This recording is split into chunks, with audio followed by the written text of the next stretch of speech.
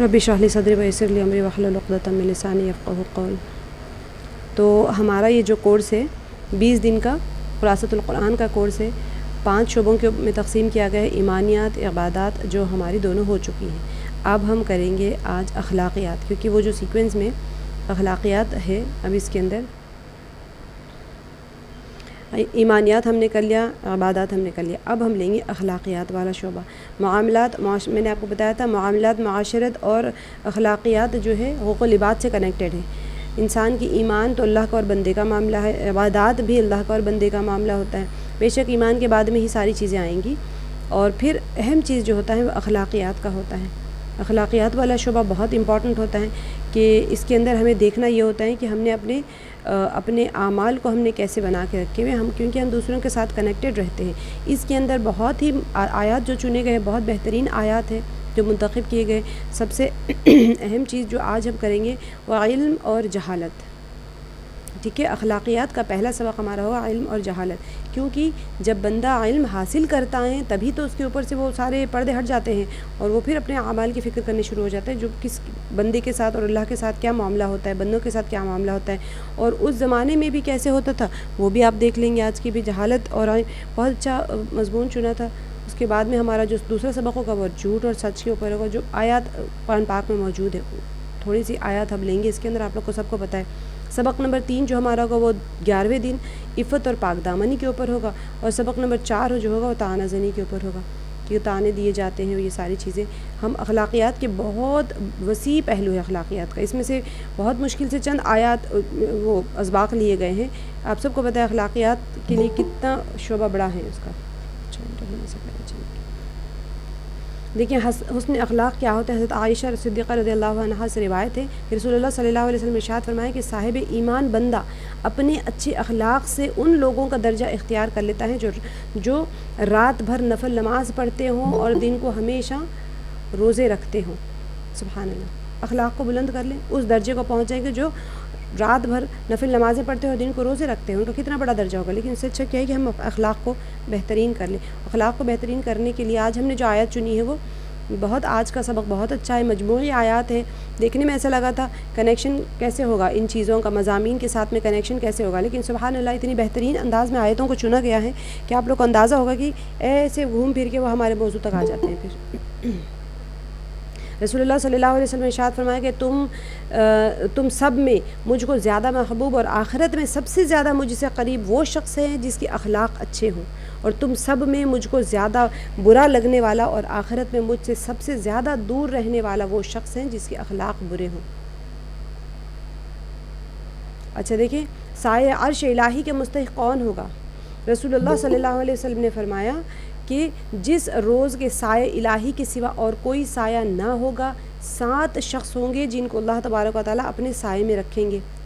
حضرت ابو ہریرہ رضی اللہ عنہ سے روایت ہے کہ رسول اللہ صلی اللہ علیہ وسلم نے فرمایا 7 قسم کے آدمی ہیں جنہیں اللہ تبارک و تعالیٰ اپنی رحمت کے سائے میں جگہ دے گی۔ قیامت کا منظر، حشر کا میدان کیسا ہوگا آپ سب کو پتہ ہے، تو وہ اس وحشتناک ماحول میں 7 لوگ عرش کے سائے میں ہوں گے۔ قیامت کے دن جس دن کے اس کی جو سائے رحمت کے علاوہ کچھ بھی نہیں ہوگا، وہاں پر سب سے پہلا کون ہوگا؟ عدل اور انصاف سے حکمرانی کرنے والا بادشاہ، یا کوئی بھی وہ ہوگا، گورنر ہوگا، جو بھی ہوگا، عدل اور انصاف کے ساتھ میں حکمرانی کرنے والا بندہ ہوگا۔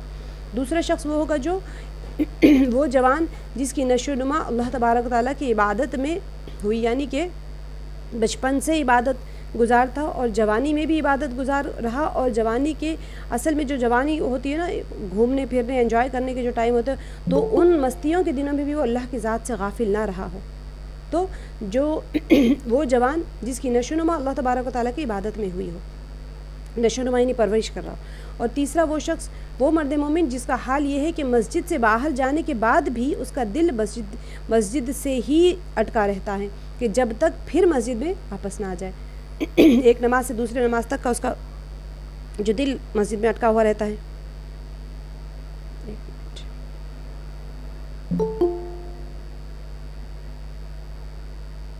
ایک منٹ۔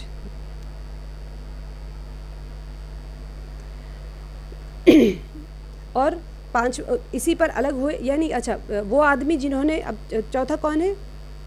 وہ 2 آدمی.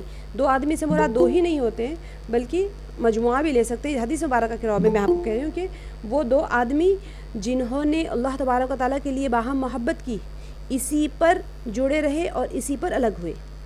آپسی محبت کا معیار بتایا جا رہا ہے کہ انسان کو آپس میں محبت تو ہوتی ہے لیکن ہونی کیسی چاہیے، آپس کی محبت ہونی کیسی چاہیے، کس مقصد کیا ہونا چاہیے. دنیا رکھیں گے درمیان میں تو کیا ہوگا؟ پھر کسی نے کچھ کہہ دیا ہمیں برا لگ جاتا ہے. یہاں پر محبت کا معیار بتا رہے ہیں اللہ تعالیٰ کہ 2 لوگ آپس میں محبت رکھیں، اسی پر جڑے رہیں اور اسی پر الگ ہوئے. یعنی کہ ان کی محبت صرف منہ دیکھے یا پھر ایسی دیکھنے والی محبت ایسا نہیں ہو، بلکہ وہ اہل دنیا کی محبتیں ہوتی ہیں جیسے کہ ویسے نہیں ہے، بلکہ ان کا حال یہ ہے کہ جب ایک ساتھ ہوتے ہیں جب بھی محبت ہے، اور جب ایک دوسرے سے الگ اور غائب ہوتے ہیں تب بھی ان کے دل میں اللہ کی محبت لبریز ہوتی ہے.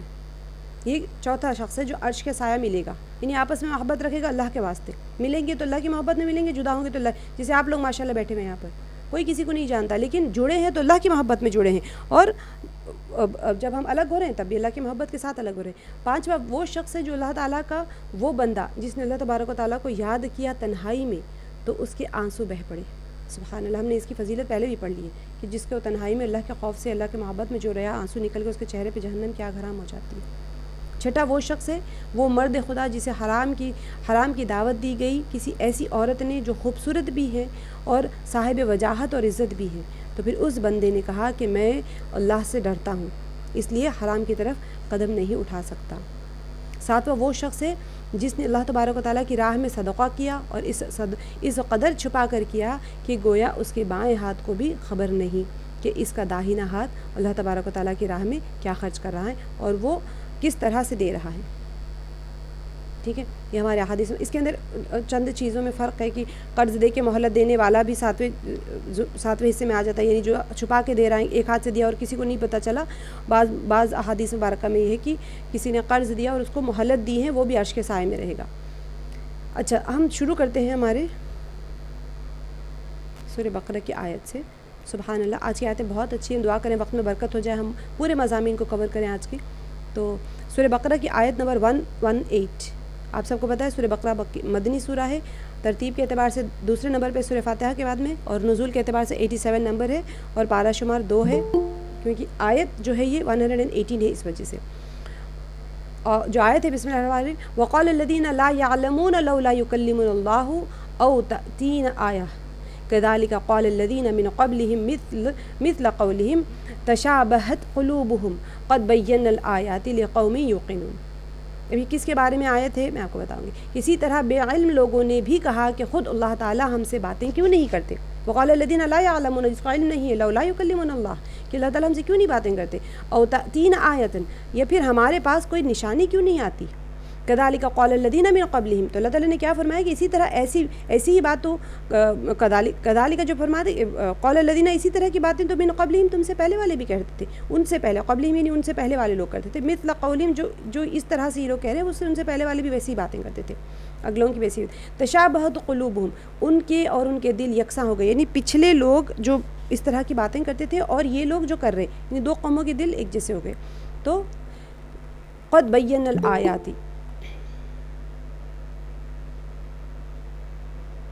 قد بین الآیات لقوم یوقنون. تو اللہ تعالیٰ کیا فرما رہے ہیں، ہم نے تو یقین والوں کے لیے نشانیاں بیان کر دی ہیں. اب یہ آیت کو اس کی ہم تشریح دیکھ لیتے ہیں کہ اس کے پہلے کی 2 آیتوں کو بھی میں آپ کو بتا دیتی ہوں کہ اس سے پہلے جو تھا کہ اچھا میں اس کی تشریح بتاتی ہوئے آپ کو 2 آیتیں، اس کی پہلے کی آیت کو ہم بتائیں گے تو آپ لوگ کو تھوڑا سمجھ آ جائے گا. 218 ہے، 216 اور 217 کی بھی ہم دیکھ لیں گے تو آپ لوگ کو تھوڑا سا آسانی سے سمجھ آ جائے گا. جب انسان کے عقیدے میں خرابی آ جاتی ہے نا، خرابی کبھی پیدا ہو جاتی ہے تو اللہ تعالیٰ کی معرفت میں نقصان آ جاتا ہے. عقیدہ خراب تو اللہ کو پہچانتا بھی نہیں وہ، تو اس کے نتیجے میں کیا ہو جاتا ہے کہ یہ یا تو وہ تشبیہ کرنے لگ جاتا ہے، اس کے اندر تشبیہ آ جاتی ہے، یا پھر وہ کیا کرتا ہے کہ شرک کی طرف مبتلا ہو جاتا ہے. شرک میں مبتلا ہوتا ہے، شرک کی طرف چلا جاتا ہے. تشبیہ کسے کہتے ہیں؟ تشبیہ سے کیا مراد ہوتا ہے کہ اس سے مخلوق کی صفت اللہ تعالیٰ کے ساتھ اللہ تعالیٰ کے لیے ثابت ہو جائے، یہ ثابت کی جائے. کوئی بندہ ہے، مخلوق کی صفت ہوتی ہے اولاد کا پیدا کرنا. اب اگر مخلوق ہوتی ہے نا پیدا کر رہے، لیکن یہ مخلوق کی صفت کو اگر اگر اللہ تعالیٰ اگر یہ مخلوق کی صفت کو اگر کیا کرے اللہ تعالیٰ کے ساتھ کر دے، یہی صفت اللہ تعالیٰ پر اللہ تعالیٰ میں ثابت کی جائے تو پھر یہ تشبیہ کا ارتکاب ہو جاتا ہے. ٹھیک ہے، جو مخلوق کے ساتھ چیزیں ہوتی ہیں اگر آپ نے اس کو اللہ کی صفت کے ساتھ میں جوڑ دیا، اللہ کے ساتھ ثابت کر دیا، تو وہ اس کو ہم کہیں گے تشبیہ، کمپیئر کرنا. ٹھیک ہے، اور اگر اللہ تعالیٰ کی صفت جو خاص اللہ کے ساتھ میں ہی ہے اس کو اگر مخلوق میں ثابت کیا جائے تو پھر یہ شرک ہو جاتا ہے. جیسے کہ اللہ تعالیٰ قادر مطلق ہے، علیم کل ہے، سب کی تخلیق کرنے والے خالق ہے، تو یہ جو صفات ہے یہ صرف خاص اللہ کے ساتھ میں مختص ہے، کوئی اور نہیں کر سکتا اس چیز کو. اب اگر یہ کسی مخلوق کے ساتھ میں جوڑ دیں گے تو پھر یہ کیا ہو جائے گا؟ شرک ہو جائے گا. تو اللہ تعالیٰ کی ذات، جو اللہ تعالیٰ کی ذات ہے نا، علیم کل، پورے کا پورا علم اللہ کو ہے. اگر کوئی یہ کہہ دے کہ فلاں کو بھی علم ہے تو یہ شرک کر رہا ہے، وہ بندہ اللہ کے ساتھ میں کسی کو شریک کر رہا ہے. تو پھر اور اگر یہی صفت کسی مخلوق میں اگر مان لے کوئی، یعنی جو اللہ کی صفات ہے مخلوق میں مان لے تو پھر یہ شرک ہوگا. اچھا، یہاں پر یہ جو پیچھے کی آیت ہے وَقَالُوا اتَّخَذَ اللَّهُ وَلَدًا سُبْحَانَهُ، یہ جو سبحانہ ہے بل لہ ما فی السماوات والارض کل لہ قانتین، یہ جو قانتون، یہ جو آیت ہے اس کا آیت نمبر 216 ہے. یہ کہتے ہیں کہ اللہ تعالیٰ کی اولاد ہے، نہیں بلکہ وہ پاک ہیں، زمین اور آسمان کی تمام مخلوق اس اللہ تعالیٰ کی ملکیت میں ہے اور ہر ایک اللہ تعالیٰ اس کا فرما بردار ہے. آیت نمبر 216 میں آیا تھا. پھر آگے 217 میں یہ جو آیت کے پہلے بدیع السماوات والارض وَإِذَا قَضَىٰ أَمْرًا فَإِنَّمَا يَقُولُ لَهُ كُن فَيَكُونُ، کہ اور وہ زمین اور آسمانوں کو ابتدا سے پیدا کرنے والے ہیں اور وہ جس کام کو کرنا چاہیں کہہ دیتے ہیں کہ ہو جا، بس وہ وہیں ہو جاتا ہے. اس کے بعد یہ والی آیت ہے کہ اسی طرح بے علم لوگوں نے بھی کہا کہ خود اللہ تعالیٰ ہم سے باتیں کیوں نہیں کرتے، یا ہمارے پاس کیوں کوئی نشانی نہیں آتی. اس طرح ایسی ہی بات ان کے اگلوں نے بھی کہی تھی، ان کے اور ان کے دل یکساں ہو گئے، یعنی پچھلوں کے اور اگلوں کے سب کے دل ایک جیسے ہو گئے، اور ہم نے تو یقین والوں کے لیے نشانیاں بیان کر دی. اب یہاں پر کیا ہو رہا ہے کہ سبحانہ کا لفظ ہے نا، اللہ تعالیٰ کی اسی پاکیزگی کے پر دلالت کر رہا ہے. یہ جو آیت نمبر 216 میں آیا تھا. اب یہاں پر صحابہ کرام نے حضور علیہ الصلوۃ والسلام سے سبحانہ کا مطلب پوچھا تو آپ صلی اللہ علیہ وسلم نے فرمایا کہ ہر قسم کی برائی اور عیب سے پاکیزگی. سبحانہ کا مطلب کیا ہوتا ہے؟ ہر قسم کی برائی اور عیب سے پاکیزگی. کسی نے حضرت عبداللہ ابن عباس رضی اللہ عنہ سے دریافت کیا کہ حضرت اللہ تعالیٰ اللہ اکبر کا تو ہمیں پتہ ہے معنی، تو ہم جانتے ہیں کہ اللہ تعالیٰ ہی سب سے بڑے ہیں. لا الہ الا اللہ کا بھی مطلب ہم سمجھتے ہیں کہ اللہ تعالیٰ کے سوا کوئی معبود نہیں. الحمدللہ کا معنی بھی ہم سمجھتے ہیں کہ اللہ تعالیٰ تمام جو حمد اور ثنا ہے اور تمام تعریفیں اللہ کے لیے. حضرت سبحانہ کا مطلب آپ سمجھا دیں. سبحان اللہ. دیکھیں علم کی جو جستجو ہوتی تھی کیسے ہوتی تھی، آیات کو جو منتخب کیا گیا صرف انہی چیزوں کے پر روشنی ڈالی جا رہی ہے جو صحابہ میں کیا جستجو ہوتی تھی. ایک ایک چیز کو کھول کھول کے سمجھنے کی کوشش کرتے تھے. تو جو آپ قرآن پاک کی آیات کو جب سمجھتے ہیں تو ٹکڑے ٹکڑے کو سمجھیں گے تبھی جا کے آپ کو حقیقی علم حاصل ہوتا ہے. یہ نہیں کہ پڑھے اور سرسری طور پہ نکل گئے. تو وہ پوچھ رہے کہ سبحانہ کا کیا مطلب ہے، یہ جو آیت میں تھا. تو سبحان اللہ ایک ایسا کلمہ ہے، انہوں نے کیا فرمایا کہ یہ کون سی مشکل بات ہے. سبحان اللہ ایک ایسا کلمہ ہے جو اللہ تعالیٰ نے اپنی تعریف کے لیے منتخب فرمایا ہے اور فرشتوں کو بھی حکم دیا ہے کہ اس کلمے کے ساتھ میری تعریف کیا کرو. تو کیا ہو گیا، یہ جو چاروں کلمات ہیں، یعنی اللہ، لا الہ الا اللہ، سبحان اللہ، الحمدللہ، اللہ اکبر، یہ جو کلمات ہے یہ اللہ تعالیٰ نے اپنی تعریف کے لیے مقرر فرمائے ہیں. مطلب یہ ہے کہ اللہ تعالیٰ ہر عیب اور نقص سے، کوئی قسم کی جو عیب ہوتا ہے اس سے سب اللہ تعالیٰ، کوئی بھی نقص ہوتا ہے اس سے اللہ تعالیٰ پاک ہے. تمام تعریفیں اللہ کی ذات کے لیے ہے. پھر اللہ تعالیٰ جو آگے آیت میں فرما رہے ہیں کہ اللہ تعالیٰ اولاد سے بھی پاک ہے، بلکہ حقیقت تو یہ ہے کہ آسمان اور زمین کی ہر چیز اللہ تعالیٰ ہی کے لیے ہے. یعنی یہ تمام چیزیں جو کچھ بھی ہم دیکھ رہے ہیں زمین کے اوپر وہ ساری مملوک ہے، اور اس کا مالک کون ہے؟ اللہ سبحانہ و تعالیٰ مالک ہے. جو اللہ تعالیٰ اور انسان میں انہوں نے کیا کیا تھا، یہودیوں نے، نصرانیوں نے کنیکشن بنا لی کہ باپ اور بیٹے کی نسبت بنا لی تھی انہوں نے. تو اس مقام پر اللہ تعالیٰ کی تیسری صفت، اللہ تعالیٰ کی تیسری صفت کون سی ہے؟ ابدا. کہ ابدا کا ذکر آیا ہے کہ فرمایا بدیع السماوات والارض، وہ آسمانوں اور زمین کا ایجاد کرنے والا ہے. ابدا اس تخلیق کو کہتے ہیں جس میں کوئی نمونہ نہیں ہو، پہلے سے بنانا ہو. تو پھر وہاں پر کوئی بدیع جو ہوتا ہے اللہ تعالیٰ کا بہت ہی جلالی اسماء الحسنی میں سے نام ہے، بدیع السماوات والارض. تو یہ جو ہے ابداع مطلب کیا ہوتا ہے کہ کوئی نمونہ موجود نہ ہو کہ جسے دیکھ کر آپ بنا دیں. کوئی چیز آپ بنانا چاہتے ہیں تو کہیں نہ کہیں ایک چیز کو دیکھنا ہوتا ہے، اس کو تھوڑا سا فارمیشن چینج کر کے آپ کوئی چیز بنا لیتے ہیں. اصل سے کوئی چیز نہیں ہوتی ہے، عدم سے وجود میں لانا یہ صرف اللہ سبحانہ و تعالیٰ کرتے ہیں. اور پھر جو چیز کو اللہ تعالیٰ وجود میں لے کے آتے ہیں، جب کسی کام کے کرنے کا فیصلہ کرتے ہیں تو پھر کیا کرتے ہیں اللہ تعالیٰ، تو بس یہ کہہ دیتے ہیں کہ فیکون، کہ کہ اللہ تعالیٰ یقول لہ کن فیکون، کن جو ہوتا ہے اللہ تعالیٰ کہتے ہیں ہو جا، بس وہ چیز ہو جاتی ہے۔ جس نے پیدا کیا ہے اس رب کو پیدا کرنے کے لیے کوئی تشبیہ کی ضرورت نہیں ہے، کچھ بھی نہیں ہے ضرورت، بس اللہ تعالیٰ کوئی چیز کو کہتے ہیں ہو جا تو پھر وہ ہو جاتی ہے۔ یہ کن ایسا لفظ ہے جس میں جلدی بھی ہے اور تیزی بھی ہے۔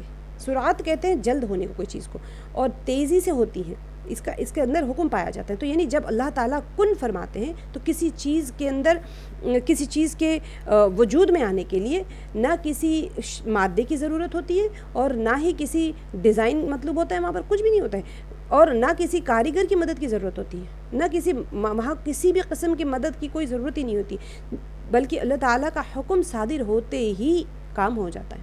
دراصل یہ کن کا لفظ ہے نا، اصل میں یہ فرماتے ہیں کہ یہ بھی ایک اللہ تعالیٰ کی ایک محض تعبیر کے لیے کہا گیا ہے، ورنہ اس کی بھی ضرورت نہیں۔ اب دیکھیں کن کہیں گے تو وہاں سنے گا کون، کس کو کہہ رہے ہیں؟ کوئی چیز وجود میں ہی نہیں ہے، تو صرف یہ بتانے کے لیے ہو رہا ہے کہ اللہ سبحانہ و تعالیٰ کسی چیز کا ارادہ فرما لیتے ہیں۔ یہ کن جو ہوتا ہے اصل میں اللہ کا ارادہ ہے۔ تو مشیات جو ہم کہتے ہیں یہ اللہ کا ارادہ ہے کہ کون سی چیز کس سطح پر مطلوب ہے، وہاں پر وہ چیز فوراً ہو جاتی ہے جو اللہ تعالیٰ جس چیز کا ارادہ فرماتے ہیں۔ تو یہ جو آگے کی آیات میں آپ دیکھیں گے تو علم کتنی اہم چیز ہے کہ ہم کو سیکھنا ہے، قرآن پاک کی روشنی میں ہی تو سیکھیں گے نا، کہاں جا کے سیکھیں گے؟ ہم اپنی دعائیں مانگتے ہیں اور سوچتے بھی دعا پوری ہوگی بھی یا نہیں ہوگی، پتہ نہیں ہماری پریشانیاں دور ہوں گی، ہماری پریشانیاں ہم تو اپنے ایک ہوتا ہے نا انڈے میں کی زردی کتنی ہوتی ہے، وہی سوچتا ہے، انڈا سوچتا ہے یہی میری کائنات ہے پوری۔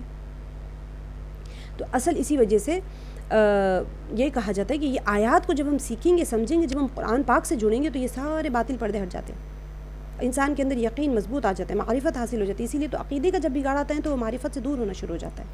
اچھا، شریعت کے احکام ایسے ہیں جسے انسان ٹال سکتے ہیں، ہے نا؟ کبھی آپ کو کہا گیا کہ اللہ تعالیٰ نے حکم دے دیا کہ نماز پڑھو، زکوٰۃ دو، جہاد کرو، یہ ساری چیزوں کو انسان ٹال سکتا ہے نا؟ ان احکام کے اوپر انسان چاہے تو عمل کر لے، چاہے تو اس کو چھوڑ دے، مگر اللہ تعالیٰ کی جو تکوینی حکومت ہے، ہم نے پڑھ لیا تھا سورہ کہف جس نے کیا، انہوں نے کہ دو قسم کے احکام ہوتے ہیں، ایک تو شرعی علم ہوتا ہے، شریعت کا علم ہوتا ہے جس کا شریعت کے مطابق اس کا حکم دیا جاتا ہے، اور تکوینی علم ہوتا ہے جو خضر علیہ السلام کے پاس تھا، اور وہ تکوینی حکم ہوتا ہے۔ سب کو تکوینی علم نہیں عطا کیا جاتا، لیکن شریعت کا علم تو عام ہے، آپ سب جانتے ہیں، اللہ تعالیٰ کے جو شرعی احکامات ہیں وہ سارے قرآن پاک میں، حدیث مبارک میں موجود ہے۔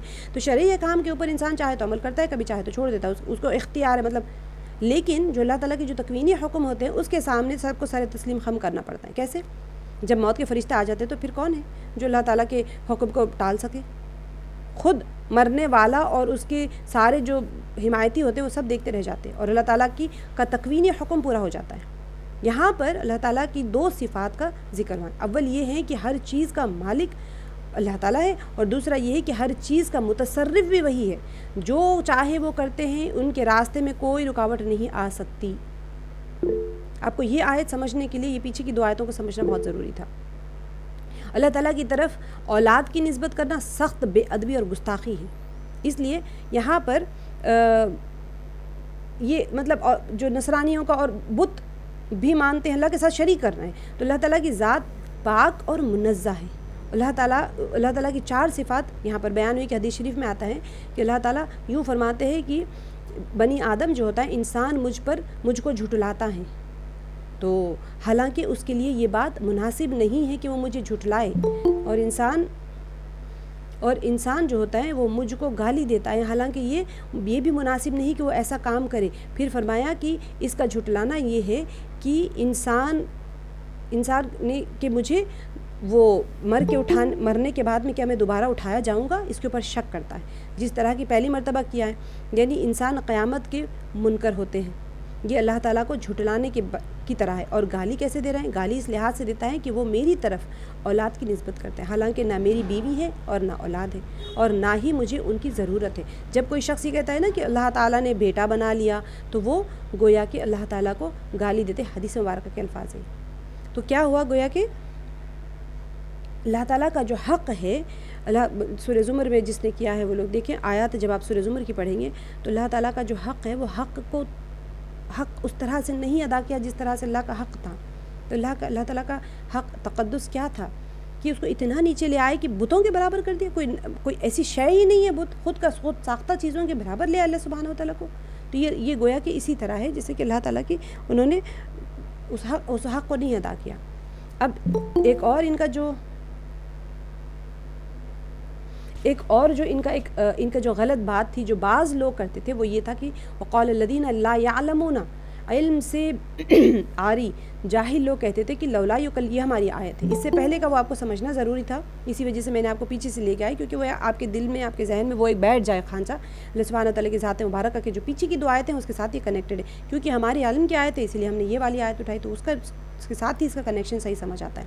تو انسان جو جاہل لوگ ہیں تو وہ کیا کہتے ہیں لولا یکلمون اللہ، اللہ تعالیٰ ہم سے براہ راست کلام کیوں نہیں کرتے، او تین آیتن، یا ہمارے پاس میں کوئی نشانی کیوں نہیں آتی جس کے بنا پر ہم اللہ تعالیٰ کے نبی اور اس کی کتاب کی تصدیق کر سکیں. آپ کو پتہ ہے مدنی سورہ ہے یہ والا جو سورہ یہ سورہ بقرہ کی آیت ہے تو یہ مدنی سورہ ہے. مدنی سورہ میں کون کس کے ساتھ مخاطب ہوتے ہیں؟ یہاں پر بت پرست نہیں ہے، یہاں پر یہود اور نصارہ ہیں، تو وہ بھی انکار کرتے تھے. تو مفسرین فرماتے ہیں کہ مشرکین میں سے ایک شخص جو ہوتا ہے وہ رافع بن حرملہ حضور علیہ الصلوۃ والسلام کے پاس آ کر کہنے لگا کہ آپ دعویٰ کرتے ہیں کہ آپ اللہ تعالیٰ کے رسول ہیں، تو آپ دعا کریں کہ اللہ تعالیٰ ہم سے براہ راست کلام کرے، یا وہ کوئی خاص نشانی ہمارے پاس بھیجے تاکہ ہم دیکھ کر ہم تصدیق کر لیں. تو فرمایا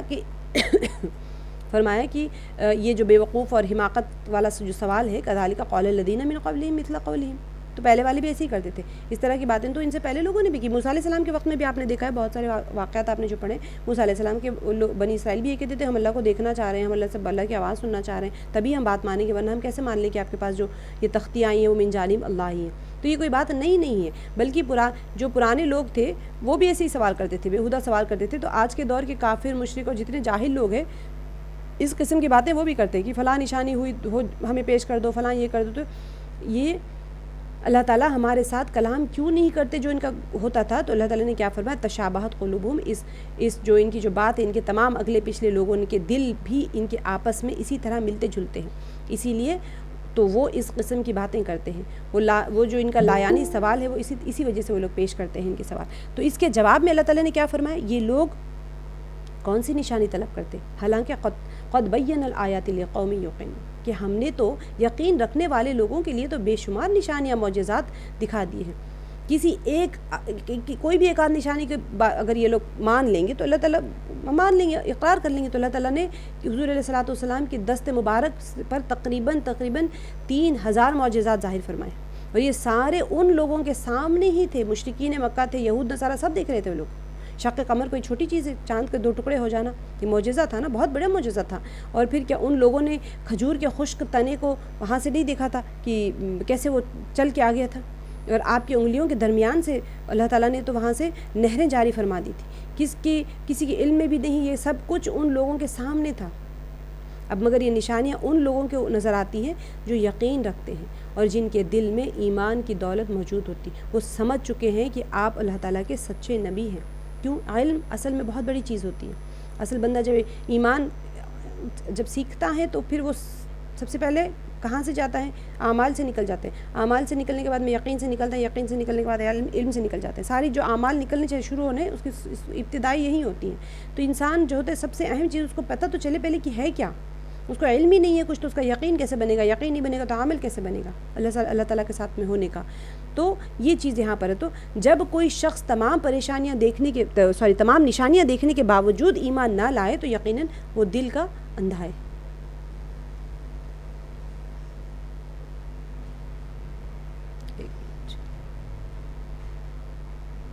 اگلی آیت ہم دیکھ لیتے ہیں اس کی. اب یہاں پر اگلی آیت میں دیکھیں، یہ آیت ہے سورہ اعراف کی، اور آیت یہ نزول کے اعتبار سے 7ویں نمبر پہ ہے، اور نزول کے اعتبار سے 39 نمبر پہ، قرآن پاک کے سیکوینس میں آپ کو 7 نمبر پہ آئے گا، اور 199 آیت ہے اور پارہ شمار 9 ہے. یہ خذ العفو وأمر بالعرف وأعرض عن الجاہلین، آپ درگزر کو اختیار کریں، نیک کام کی تعلیم دیں اور جاہلوں سے ایک کنارہ ہو جائیں. اب تھوڑا سا آیت کو سمجھنے کے لیے پھر آگے پیچھے کا دیکھنا پڑتا ہے، کیونکہ یہ پچھلی آیت کو آپ کو بتانا اسی وجہ سے تھا میں نے ڈیٹیل میں کہ آگے پیچھے ہو کیا رہا تھا، ان لوگوں کے ساتھ میں یہ کیوں آیا تھا. پیچھے کی آیتیں 3-4 آیتیں بہت اہم آیتیں تھیں جس کے اندر بہت اہم نکات بتائے گئے تھے، تو مجھے وہاں سے کنیکشن لانا تھا آپ لوگوں کو تاکہ یہ پتہ چل جائے کہ اللہ تعالیٰ کے ساتھ میں سوال کس طرح سے چسپا کرتے تھے اور کیوں کرتے تھے، ان کی روش کیسی ہوتی تھی.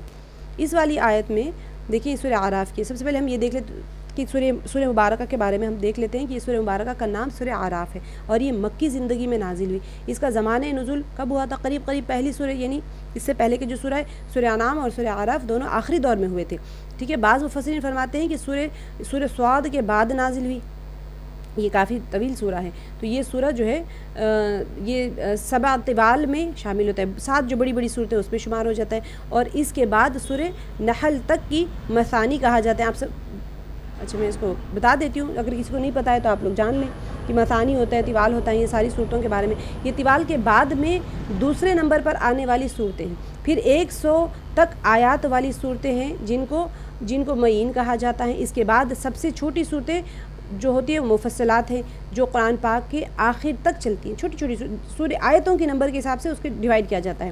تو اعراف ایک مقام کا نام ہے، ٹھیک ہے، چونکہ یہ سورہ اب اعراف کون سا مقام ہے؟ وہ جنت اور دوزخ کے بیچ میں وہ ایک اعراف وہاں بیٹھے ہوتے ہیں، اور وہ لوگ ان کو بھی دیکھتے ہیں ان کو بھی دیکھتے ہیں، جو بیچ میں جس کا اعمال برابر ہو گیا، نیکی اور گناہ کا پلڑا برابر ہو جاتا ہے، تو وہ ایک مقام ہے بیچ میں، وہاں پر رہتے ہیں وہ لوگ اس کے اوپر رہتے ہیں۔ تو یہاں پر اس لیے سورہ کا نام یہ ایک مقام ہے، اس لیے سورہ کا نام اعراف آ گیا ہے۔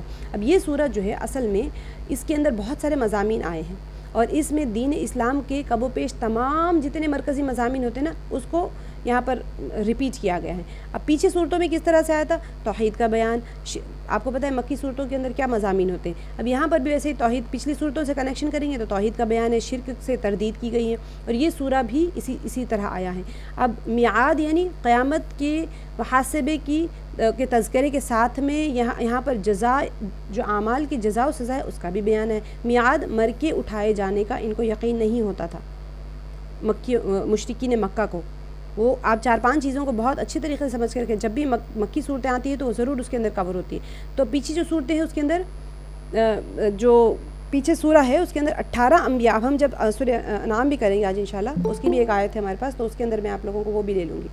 تو پیچھے صورت کے اندر 18 انبیاء علیہ السلام کا ذکر کر کے ان کے طریقے کی وضاحت کی گئی تھی۔ اس سورے میں رسالت کے مزید تفصیلات، اب آپ کو اہم چیز کے اندر جو آ رہی ہے نا وہ رسالت کے اہم مضامین کور کیے جا رہے ہیں، نبی پاک صلی اللہ علیہ وسلم کی رسالت کے ثبوت میں، اور اس کے جو اہم کنٹینٹ ہوتا ہے اس کی تفصیل یہاں پر آئے گی، ٹھیک ہے۔ اب یہ سورہ کی جو تاریخ ہے یہ رسالت کا خصوصی ذکر ہے اس کے اندر، اور مختلف انبیاء نے جو تبلیغ کیا ہے دین کے لیے ان کے لیے کون سا طریقہ اختیار کیا ہے، اور بنی نوع انسان کو ہدایت کا سامان کس طرح پہنچائے، یہ اہم چیز ہوتی ہے۔ کیونکہ جب آپ رولز اینڈ ریگولیشنز جو ہوتے ہیں نا، آگے جا کے دعوت کا جو نظام چلا تھا مدینے سے لے کے جب پھیلا تھا پورا، وہ ایسے ہی پھیلا تھا، تو یہ ان کو سمجھنا بہت ضروری ہوتا ہے جو دعوت کے سے جڑے ہوئے ہیں، کہ کون سے سورے میں کس طرح سے کون سے اصول بیان کیے جا رہے ہیں، جو دعوت کے کام سے جڑے ہوئے ہیں، جو دین سیکھ رہے ہیں، علم سیکھ رہے ہیں، جو دعوت کا کام کر رہے ہیں۔ تو یہ خاص طور سے سورہ اعراف کے اندر یہ چیزیں آئی ہیں کہ کس طرح سے وہ آپس میں انسانوں کو ہدایت کا سامان کس طرح سے پہنچایا گیا تھا،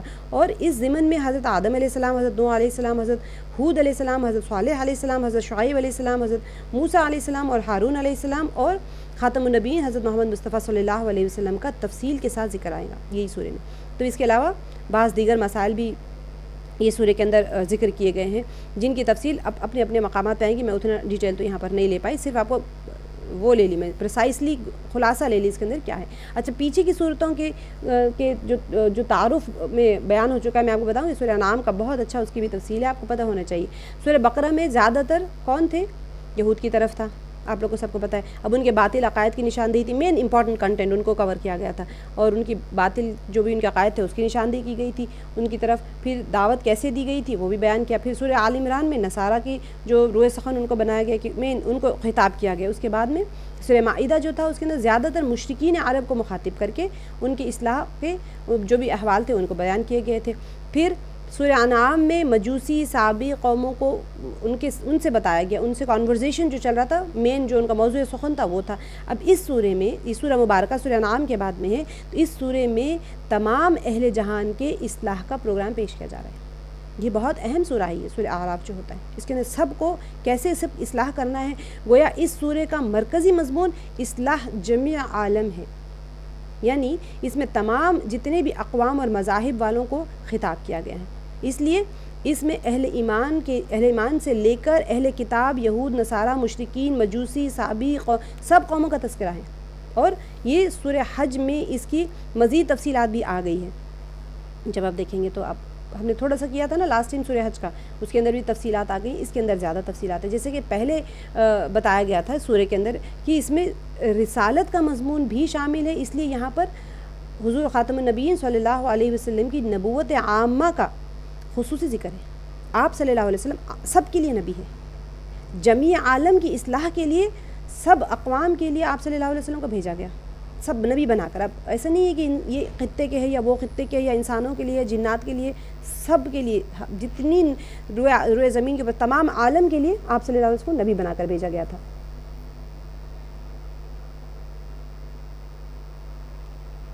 آپ صلی اللہ علیہ وسلم نے کیا فرمایا؟ قل یا ایھا الناس انی رسول اللہ الیکم جمیعا.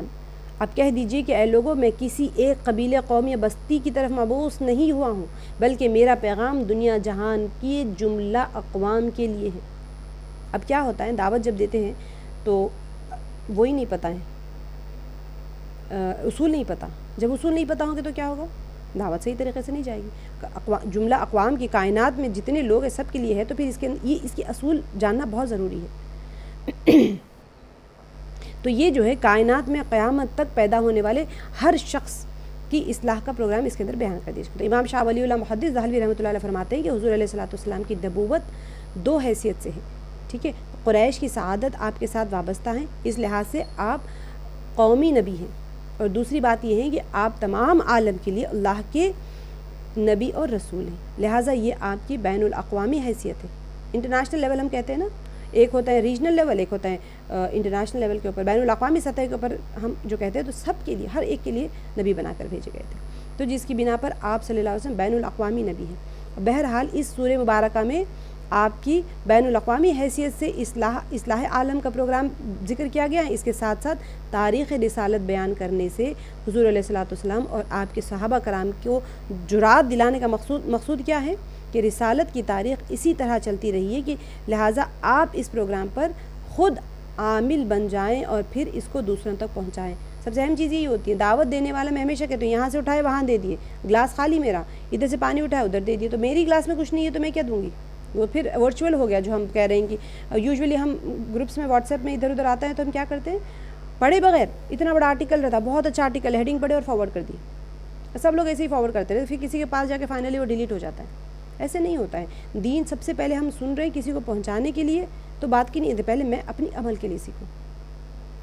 تو پیچھے جو اس کے پیچھے جو آیات چل رہی تھی نا, اس کے اندر اللہ تعالیٰ نے شرک کی تردید کے سلسلے میں بت پرستی کا رد فرمایا. اس کے پہلے کی آیات, کیونکہ ہم یہ جو آیت ہے یہ آیت ہے 199, اس کے پہلے پوری کی پوری 197 آیات آ چکی ہیں. بہت سارے مضامین جو میں نے آپ کو بتایا وہ سارے کور ہوئے, لیکن اس سے چند 8-10 آیتوں کے اندر بت پرستی کا رد فرمایا, اور جو لوگ اللہ کے سوا دوسروں کی عبادت کرتے ہیں ان سے حاجت روائی کہ ہماری ضرورتیں پوری کرنا ہے, مشکل کشائی کی جو انسان توقع رکھتا ہے اس کا بھی رد فرمایا. ان کی بھی جو اللہ سبحانہ و تعالیٰ ان کی بھی تردید فرمائی. اب یہاں پر پیچھے جو آیات تھی اس کے اندر یہ ذکر آیا کہ تم اللہ کے سوا جن کو پکارتے ہو وہ تو تمہاری طرح عاجز بندے ہیں, وہ تمہاری مدد کیسے کر سکتے ہیں, وہ نہ تو تمہاری مشکل آسان کر سکتے ہیں اور نہ بگڑی بنا سکتے ہیں. تو کیا ہوا کہ اگر کچھ انسان یہ امید لگا کے بیٹھتا ہے نا کہ ان کو کیوں پکارتے ہیں, بت پرست جو ہوتے تھے یا مشرکین جو ہوتے تھے وہ کیوں پکارتے تھے کہ وہ ہماری کوئی نہ کوئی ضرورت پوری کرے گی, تو تمہاری بات کو سن کر تمہاری کون سی مشکل وہ پوری کر سکتے, جبکہ وہ خود نہیں سن سکتے, وہ تو تمہاری طرح مخلوق ہیں اور تمہارے کچھ کام نہیں آ سکتی. مٹی اور پتھر کے بتوں کو اللہ تعالیٰ نے یہاں پر رد کر دیا. اس کا ایک خاص طور پر اللہ تعالیٰ نے کیا فرمایا, تم تو زندہ انسان ہو, ہاتھ پاؤں آنکھ اور کان رکھتے ہو, ان کے تو وہ بھی نہیں ہے. تم ہاتھ پیر سے کام لے سکتے ہو, مگر یہ بت تم سے بھی گئے گزرے ہیں کہ جو ان اعضاء اور جو اللہ تعالیٰ نے جو حواس دیا ہے, سینس آرگنس ہیں ان کے پاس, وہ ہمارے پاس تو سب کچھ ہے, ان کے پاس تو وہ بھی نہیں, اس سے بھی محروم ہے وہ. مگر کتنے افسوس کی بات ہے, ہمارے پاس عقل رکھتے ہیں, سب رکھتے ہیں, ہاتھ پیر سب رکھے, ان چیزوں کی طرف وہ توجہ ہو رہے ہیں جو کہ کچھ بھی نہیں رکھتے. تو اللہ تعالیٰ نے یہاں پر چیلنج کے طور پر اپنے نبی سے کہلوایا کہ تم اپنے معبودان باطلہ کو بلا لو اور میرے خلاف جو تدبیر کرنا ہے کر لو. باقی صورتوں میں یہی ہوتا تھا, وہ ہمیشہ کہتے تھے کہ آپ ہمیں جو دعوت دے رہے ہیں وہ غلط ہوئی تو ہمارے بت ناراض ہو جائیں گے, بارشیں رک جائیں گی, قحط سالی آ جائے گی, عذاب آ جائے گا, یہ آ جائے گا, وہ آ جائے گا. تو بتا دیا جاتا ہے کہ ٹھیک ہے تم سارے بتوں کو بلا لو, میرے خلاف جتنی تمہاری پاور ہے سب استعمال کر لو. تو اس سے کچھ خوف نہیں، میرے لیے میرا اللہ کی حفاظت اور نگرانی ہی کافی ہے. ہمارے لیے یہی ہونا چاہیے. آج جتنے لوگ دیکھیں، وہ لوگ بت کی پرستش کرتے تھے، وہ یہ سوچتے تھے کہ بتوں کی توہین کریں تو ایسا ہو جائے گا، ویسا ہو جائے گا، ویسا ہو جائے گا. کچھ نہیں ہوگا. اللہ سبحانہ و تعالیٰ کی جب مدد رہتی ہے ساتھ میں، تو بندے کا یقین یہ ہونا چاہیے کہ میرے لیے میرا اللہ کافی، کفا باللہ وکیلا، اور مجھے اسی پر اعتماد رکھنا چاہیے. اس زمانے میں بھی ایسے ہی ہوا. ہمیں دعوت دی جا رہی ہے، آپ صلی اللہ علیہ وسلم کو کہہ کے ہمیں دعوت دی جا رہی ہے، تمہارے معبودان کسی نفع نقصان کے مالک نہیں ہے، لہٰذا وہ مجھے کوئی بھی پریشان آپ دیکھیں آج کل دیکھ لیں اپنے آپ کے اوپر یہ چیز سچویشن کو لا کے دیکھیں. جنات سے ڈراتے ہیں لوگ، جادو سے ڈراتے ہیں، ارے بھائی ان کا نقصان کر دو تو وہ جادو کروا دیں گے، وہ فلاں جگہ چلے جاؤ گے تو پتہ نہیں کیا چیز پکڑ لے گی، کسی نے جادو کروا دیا تو ہماری زندگی خراب ہو گئی ہے. دیکھیں آیت میں اللہ تعالیٰ کیا فرما رہے ہیں. ٹھیک، اللہ تعالیٰ کی حفاظت اور نگرانی ہی کافی ہے ہر ایک کے لیے. اب دیکھیں یہ لوگ جو مشرکین مکہ تھے، کیا نبی صلی اللہ علیہ وسلم پہ کچھ نہیں کروائے ہوں گے؟ وہ لوگ سب کچھ کروائے نا. ان کے پاس تو جادو بھی تھا، وہ تھا، جنات بھی تھے، شیاطین بھی تھے. آپ سوچیں شیاطین کہیں کونے میں بیٹھا ہوا ہے، ان کی تو ساتھ دینے والا شیطان ہی تو تھا، ابلیس ہی تو تھا نا. ابلیس لعین کی مدد سے تو یہ اتنا چلا کے ڈنکے بجاتے تھے.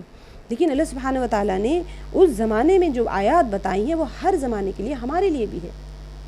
اب یہ جو آیت ہے اس کے اندر بتایا جا رہا ہے کہ اللہ تعالیٰ فرما رہے ہیں کہ اے پیغمبر صلی اللہ علیہ وسلم خود العفو، آپ معاف کرنے کی عادت ڈالیں. کافر اور مشرک اپنی ضد اور حد درمی کی وجہ سے بہت بگڑ گئے ہیں، الٹی سیدھی باتیں کریں گے، مگر آپ درگزر کرتے رہیں اور ان سے الجھے نہیں. مشرکین کی طرح کسی سے جھگڑا نہ کریں، البتہ آپ وَأْمُرْ بِالْعُرْفِ جو کہا گیا ہے نیکی کے کام کا حکم کرتے رہیں، تبلیغ دین کا کام برابر جاری رکھیں، لوگوں کو توحید کی دعوت دیتے رہیں اور کفر اور شرک کی خرابیاں بیان کرتے رہیں، مگر کسی کے ساتھ الجھاؤ پیدا نہ کریں. البتہ وَأَعْرِضْ عَنِ الْجَاهِلِينَ آپ جاہلوں سے روگردانی کریں. تعریف جو انسان دیکھیے اب کیا ہوتا ہے، جاہلوں کے ساتھ میں بحث کرنے سے ہمارا ایمان ختم ہو جاتا ہے. آپ کسی کے ساتھ بیٹھ کے بیکار میں فضول میں بحث کرتے بیٹھیں گے، وہ ایک بات بول رہے ہیں، آپ ایک بول رہے ہو، نہ آپ کی بات سمجھنے کو تیار ہے نہ آپ ان کی سننے، کیونکہ اس کی تو جاہلانہ گفتگو ہے نا. آپ زیادہ دیر کسی کے ساتھ بیٹھیں گے نا جو جادوگروں کے بارے میں، جناتوں کے بارے میں، عملیات کے بارے میں، فلاں کے اوپر کرا دیا انہوں نے، ایک گھنٹہ بیٹھے آپ ایسے لگے گا کہ پتہ نہیں میرے اوپر بھی کسی نے کچھ تو نہیں کرا دیا، میرے گھٹنوں میں درد ہے، میرے کمر میں درد ہے، میرے دل میں درد ہے، میرے سر میں درد ہے، پتہ نہیں کسی نے پلیتا کروا دیا، پتہ نہیں تعویذ کروا دیا، کہیں گڑت گاڑ دی. تو ایسے لوگوں کے ساتھ بیٹھیں گے تو ایسی ان کو ٹرانسفر ہو جاتی ہیں شرارتیں، شیطانی باتیں.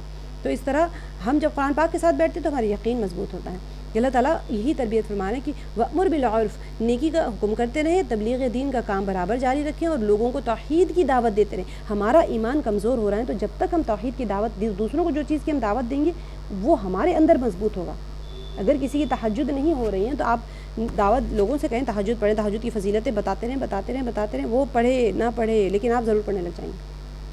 آپ کا ایمان کمزور ہے، لوگوں کو سب کو کہیں اللہ سے ہوتا ہے، اللہ سے ہوتا ہے، اللہ سے ہوتا ہے، کوئی کچھ نہیں کر سکتا، روئے زمین پہ کوئی میرا نقصان نہیں کر سکتا، کوئی جن بھی آ کے کھڑا ہو جائے مجھے کچھ نہیں کر سکتا، کوئی جادو کروا دے میرے اوپر اثر نہیں کر سکتا، اللہ میرے ساتھ ہے. بار بار کہیں اس حال میں کہ آپ کا ایمان کمزور ہے، اس وقت یہ بار بار کہیں تو آپ کا ایمان خود بخود مضبوط ہوتا ہے. کیونکہ ہمارے کان سب سے قریب ہوتے ہیں، سیدھا ہمارے کان سنتے ہیں اور بھیجے کو پہنچا دیتے ہیں. تو ہمارا برین اس کو انالائز کر لیتا ہے، لاجیکلی اور میموری میں بٹھا لیتا ہے کہ اللہ ہی سب کچھ کرتا ہے. اسی لیے فرمایا گیا ہے کہ توحید کی دعوت دیتے رہیں اور کفر و شرک کی خرابیاں بیان کرتے رہیں. آج ہم نہیں کر رہے تو ہم سارے برائیوں میں ملوث ہوتے چلے جا رہے ہیں. کسی کے ساتھ الجھاؤ پیدا نہ کریں. البتہ اب ہوتا کیا ہے، لوگ الجھاؤ پیدا نہ کریں کہ مراد نہیں ہے یہ ہے کہ معاف کرنے جا کے کیا کرتے کر لو جاؤ، کیوں للکارنا بھی کسی کو خواہ مخواہ کے الجھنے اور یہ وہ پالنے کے لیے. وَأَعْرِضْ عَنِ الْجَاهِلِينَ آپ جاہلوں سے روگردانی کریں، تعارض نہ کریں اور درگزر کی عادت ڈالیں. امام جعفر صادق رضی اللہ عنہ سے فرماتے ہیں کہ مکارم اخلاق یعنی بہت عمدہ اخلاق جو ہوتے ہیں اس کے سلسلے میں قرآن پاک میں سب سے جامع آیت یہ ہیں. آپ کے ساتھ کوئی برا کر رہا ہے اور حکم کیا دیا جا رہا ہے کہ آپ ان سے اعراض کریں، آپ ان سے جھگڑے نہیں، ان کو معاف کر دیں، ان کو چھوڑ دیں اور امر بالمعروف کا کام کرتے رہیں. تو بہترین اخلاق میں سب سے جامع آیت یہ ہے جس میں حکم دیا گیا ہے کہ معاف اور درگزر کرنے کی عادت ڈالیں اور مخالفین سے الجھے نہیں. دو اصول کتنے اہم بتائے گئے جو ہمارے مخالفین ہیں ان سے کیوں ہم جائیں ان کو للکاریں کیوں؟ دشمن کو کبھی نہیں للکارنا چاہیے، وہ تو جاہل ہے ویسے ہی، وہ کچھ نہ کچھ ایسا کام کر دے گا جو آپ کے لیے نقصان ہو جائے گا. آپ اپنی جگہ چپ رہیں، ختم. آپ دشمنوں کو بڑھانے کی کیا ضرورت ہے، چپ ہو جائیں. کسی تکلیف ہو رہی ہے تو اللہ تعالیٰ نے یہاں پر بتا دیا. حضرت عائشہ صدیقہ رضی اللہ عنہ سے روایت ہے کہ روایت میں بھی آتا ہے کہ حضور نبی کریم صلی اللہ علیہ وسلم نہ فاحش تھے اور نہ بے تکلف فحش بات کرتے تھے اور نہ برائی کا بدلہ برائی سے دیتے تھے، بلکہ فعفو وصفحو سورہ بقرہ میں جو آیا تھا کہ مصداق آپ معاف فرماتے تھے اور درگزر فرماتے تھے۔ تو یہ جو درگزر فرمانے کی جو صفت ہے نا، اس سے آپ کا ایمان مضبوط ہوتا ہے۔ آپ کو کیا پتہ آپ کے باڈی میں کیا پازیٹیو چینجز آتے ہیں۔ اللہ کے احکامات کو جب بندہ پورا کرتا ہے اخلاقیات کے زمرے میں، تو آپ کو اندازہ ہی نہیں ہوتا کہ آپ کے اندر کیا کیا چینجز آ گئے۔ تو حضور علیہ الصلوۃ والسلام کا حکم ہوا کہ آپ ان لوگوں کی الٹی سیدھی باتوں کو ان کو خاطر میں نہ رکھیں، بلکہ ان کو کیا کریں، درگزر اور معاف کرتے چلے جائیں۔ البتہ انہیں نیکی کا حکم کرتے رہیں اور جاہلوں سے کنارہ کشی اختیار کریں۔ بہت اہم آیت ہے، مکارم اخلاق کی ان سب سے بہترین آیت ہے قرآن پاک میں۔ آگے کی دیکھ لیتے ہیں آیت، سمجھ میں آ گیا آئی ہوپ۔ خذ العفو، یاد رکھ لیں آیت کو، بلکہ لکھ کے لگا لیں، خذ العفو وأمر بالعرف وأعرض عن الجاہلین، تینوں اصول بتا دیے۔ سبحان اللہ، اللہ تعالیٰ ایسے پیارے انداز میں ہماری تربیت کرتے ہیں نا، کسی کی ضرورت ہی نہیں پڑتی، کوئی عامل کی ضرورت نہیں، کوئی کسی مطلب میں یہ نہیں کہہ رہی ہوں اساتذہ کی ضرورت پڑتی ہے قرآن پاک سمجھنے کے لیے، خود سے سمجھنے کی نہ گئے، لیکن جو ہم ادھر ادھر بھٹک رہے ہیں نا، تو اس چیز کی ضرورت نہیں پڑتی۔ اللہ سبحانہ وتعالیٰ خود حفاظت فرماتے ہیں۔ سورہ بقرہ کی آیت ہے یہ، آیت نمبر 31، وعلم آدم الاسماء کلھا۔ یہاں پر جو پیچھے تو جو تھی وہ جہالت کے بارے میں اور اس کے اندر الگ مضامین کور ہوئے تھے، یہاں پر علم کے بارے میں آیا ہے کہ اللہ تعالیٰ کا عطا کیا ہوا علم کیسا ہوتا ہے اور بندے کو کیسے سیکھنا چاہیے۔ وعلم آدم الاسماء کلھا ثم عرضهم على الملائکۃ،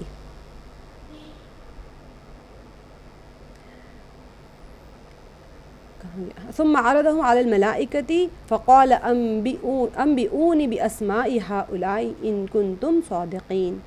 کیا فرمایا؟ وعلم آدم الاسماء، اور اللہ تعالیٰ نے آدم علیہ السلام کو تمام نام سکھا کر ان چیزوں کو فرشتوں کے سامنے پیش کیا، اسماء کلھا، ثم عرضهم، وہ چیزیں جو تھی ان کو فرشتوں کے سامنے پیش کیا، علی الملائکۃ، فقال، تو پھر اللہ تعالیٰ نے کیا فرمایا؟ اور فرمایا انبئونی باسماء هؤلاء ان کنتم صادقین، اگر یعنی کہ آپ ان کے نام بتائیے اگر تم سچے ہیں، تو ان چیزوں کے نام بتاؤ جو کہ آدم علیہ السلام کو بھی پیش کیا، ان کو بھی پیش کیا، تو اب یہ پوچھا جا رہا ہے کہ آپ بتاؤ ان کے نام۔ تو یہ سورہ بقرہ کی آیت ہے، پارہ شمار آیت نمبر 31 ہے نا، تو پہلے ہی پارے میں آ جائے گی۔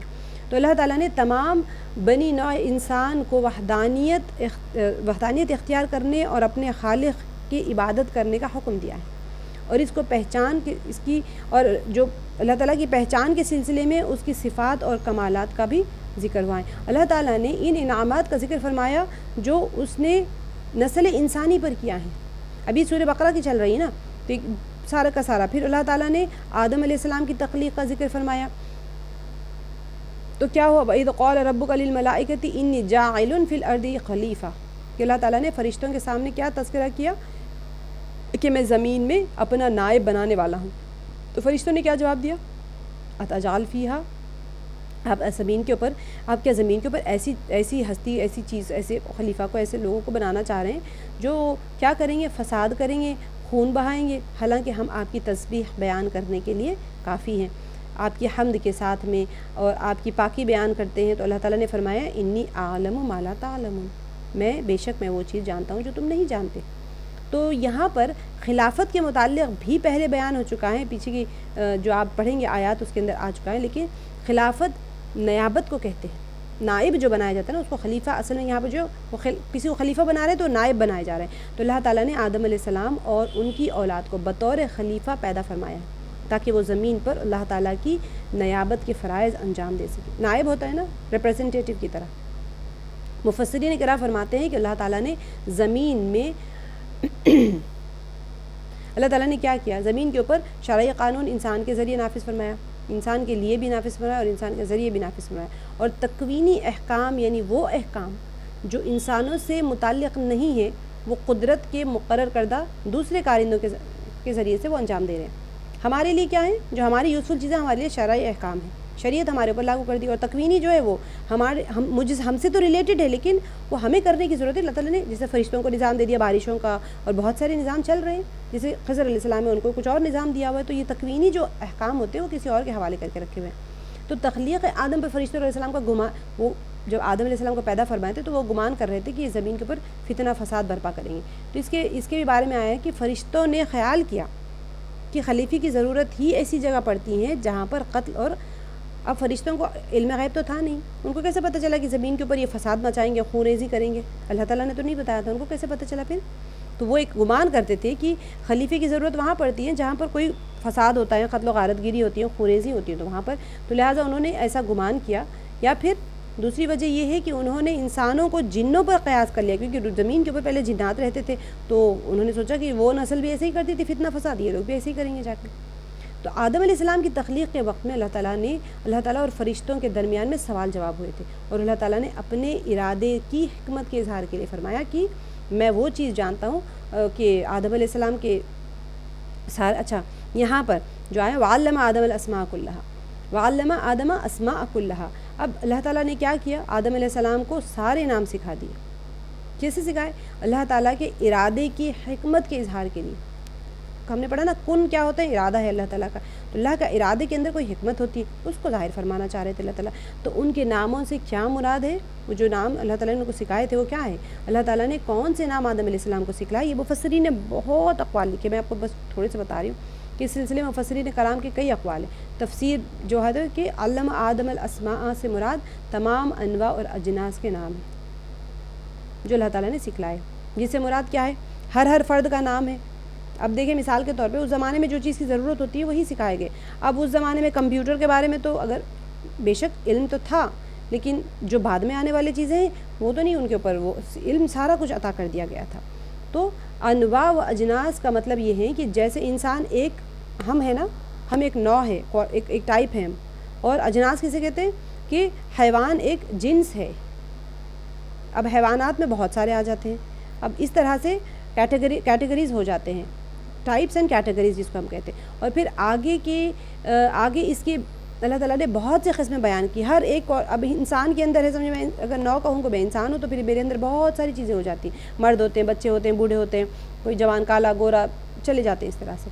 حیوان ہیں تو حیوانات میں بہت سارے حیوانات ہوتے ہیں، چرند ہوتے ہیں، پرند ہوتے ہیں، ان کے الگ الگ کوالٹیز ہو جاتے ہیں، نباتات ساری چیزیں آ جاتی ہیں. اللہ تعالیٰ نے ہر چیز سکھائی تھی. اور پھر آگے اس کی بہت سی قسمیں ہوئی، تو جیسے گھوڑے، بھینس، گائے، بکری، بھیڑیے، کیڑے مکوڑے وغیرہ سارا کچھ، سب کے نام اللہ تعالیٰ نے ان کو سکھا دیے تھے.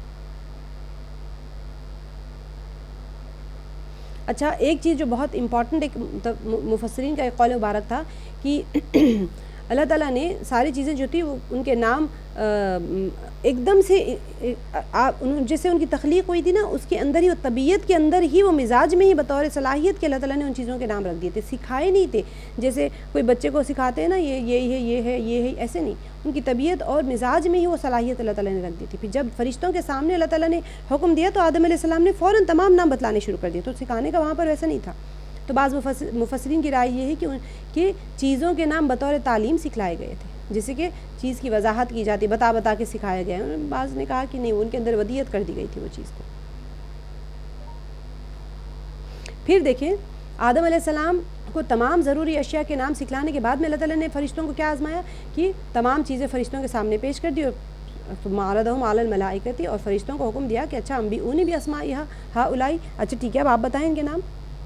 تو انہوں نے کہا ان کنتم صادقین، اگر تم سچے ہو، یعنی کہ اے فرشتوں تمہارے دعوے یہ تھے کہ انسانی مخلوق کے پیدا کرنے کا کوئی فائدہ نہیں ہے کیونکہ تم میری تسبیح و تقدیس کے لیے کافی ہو.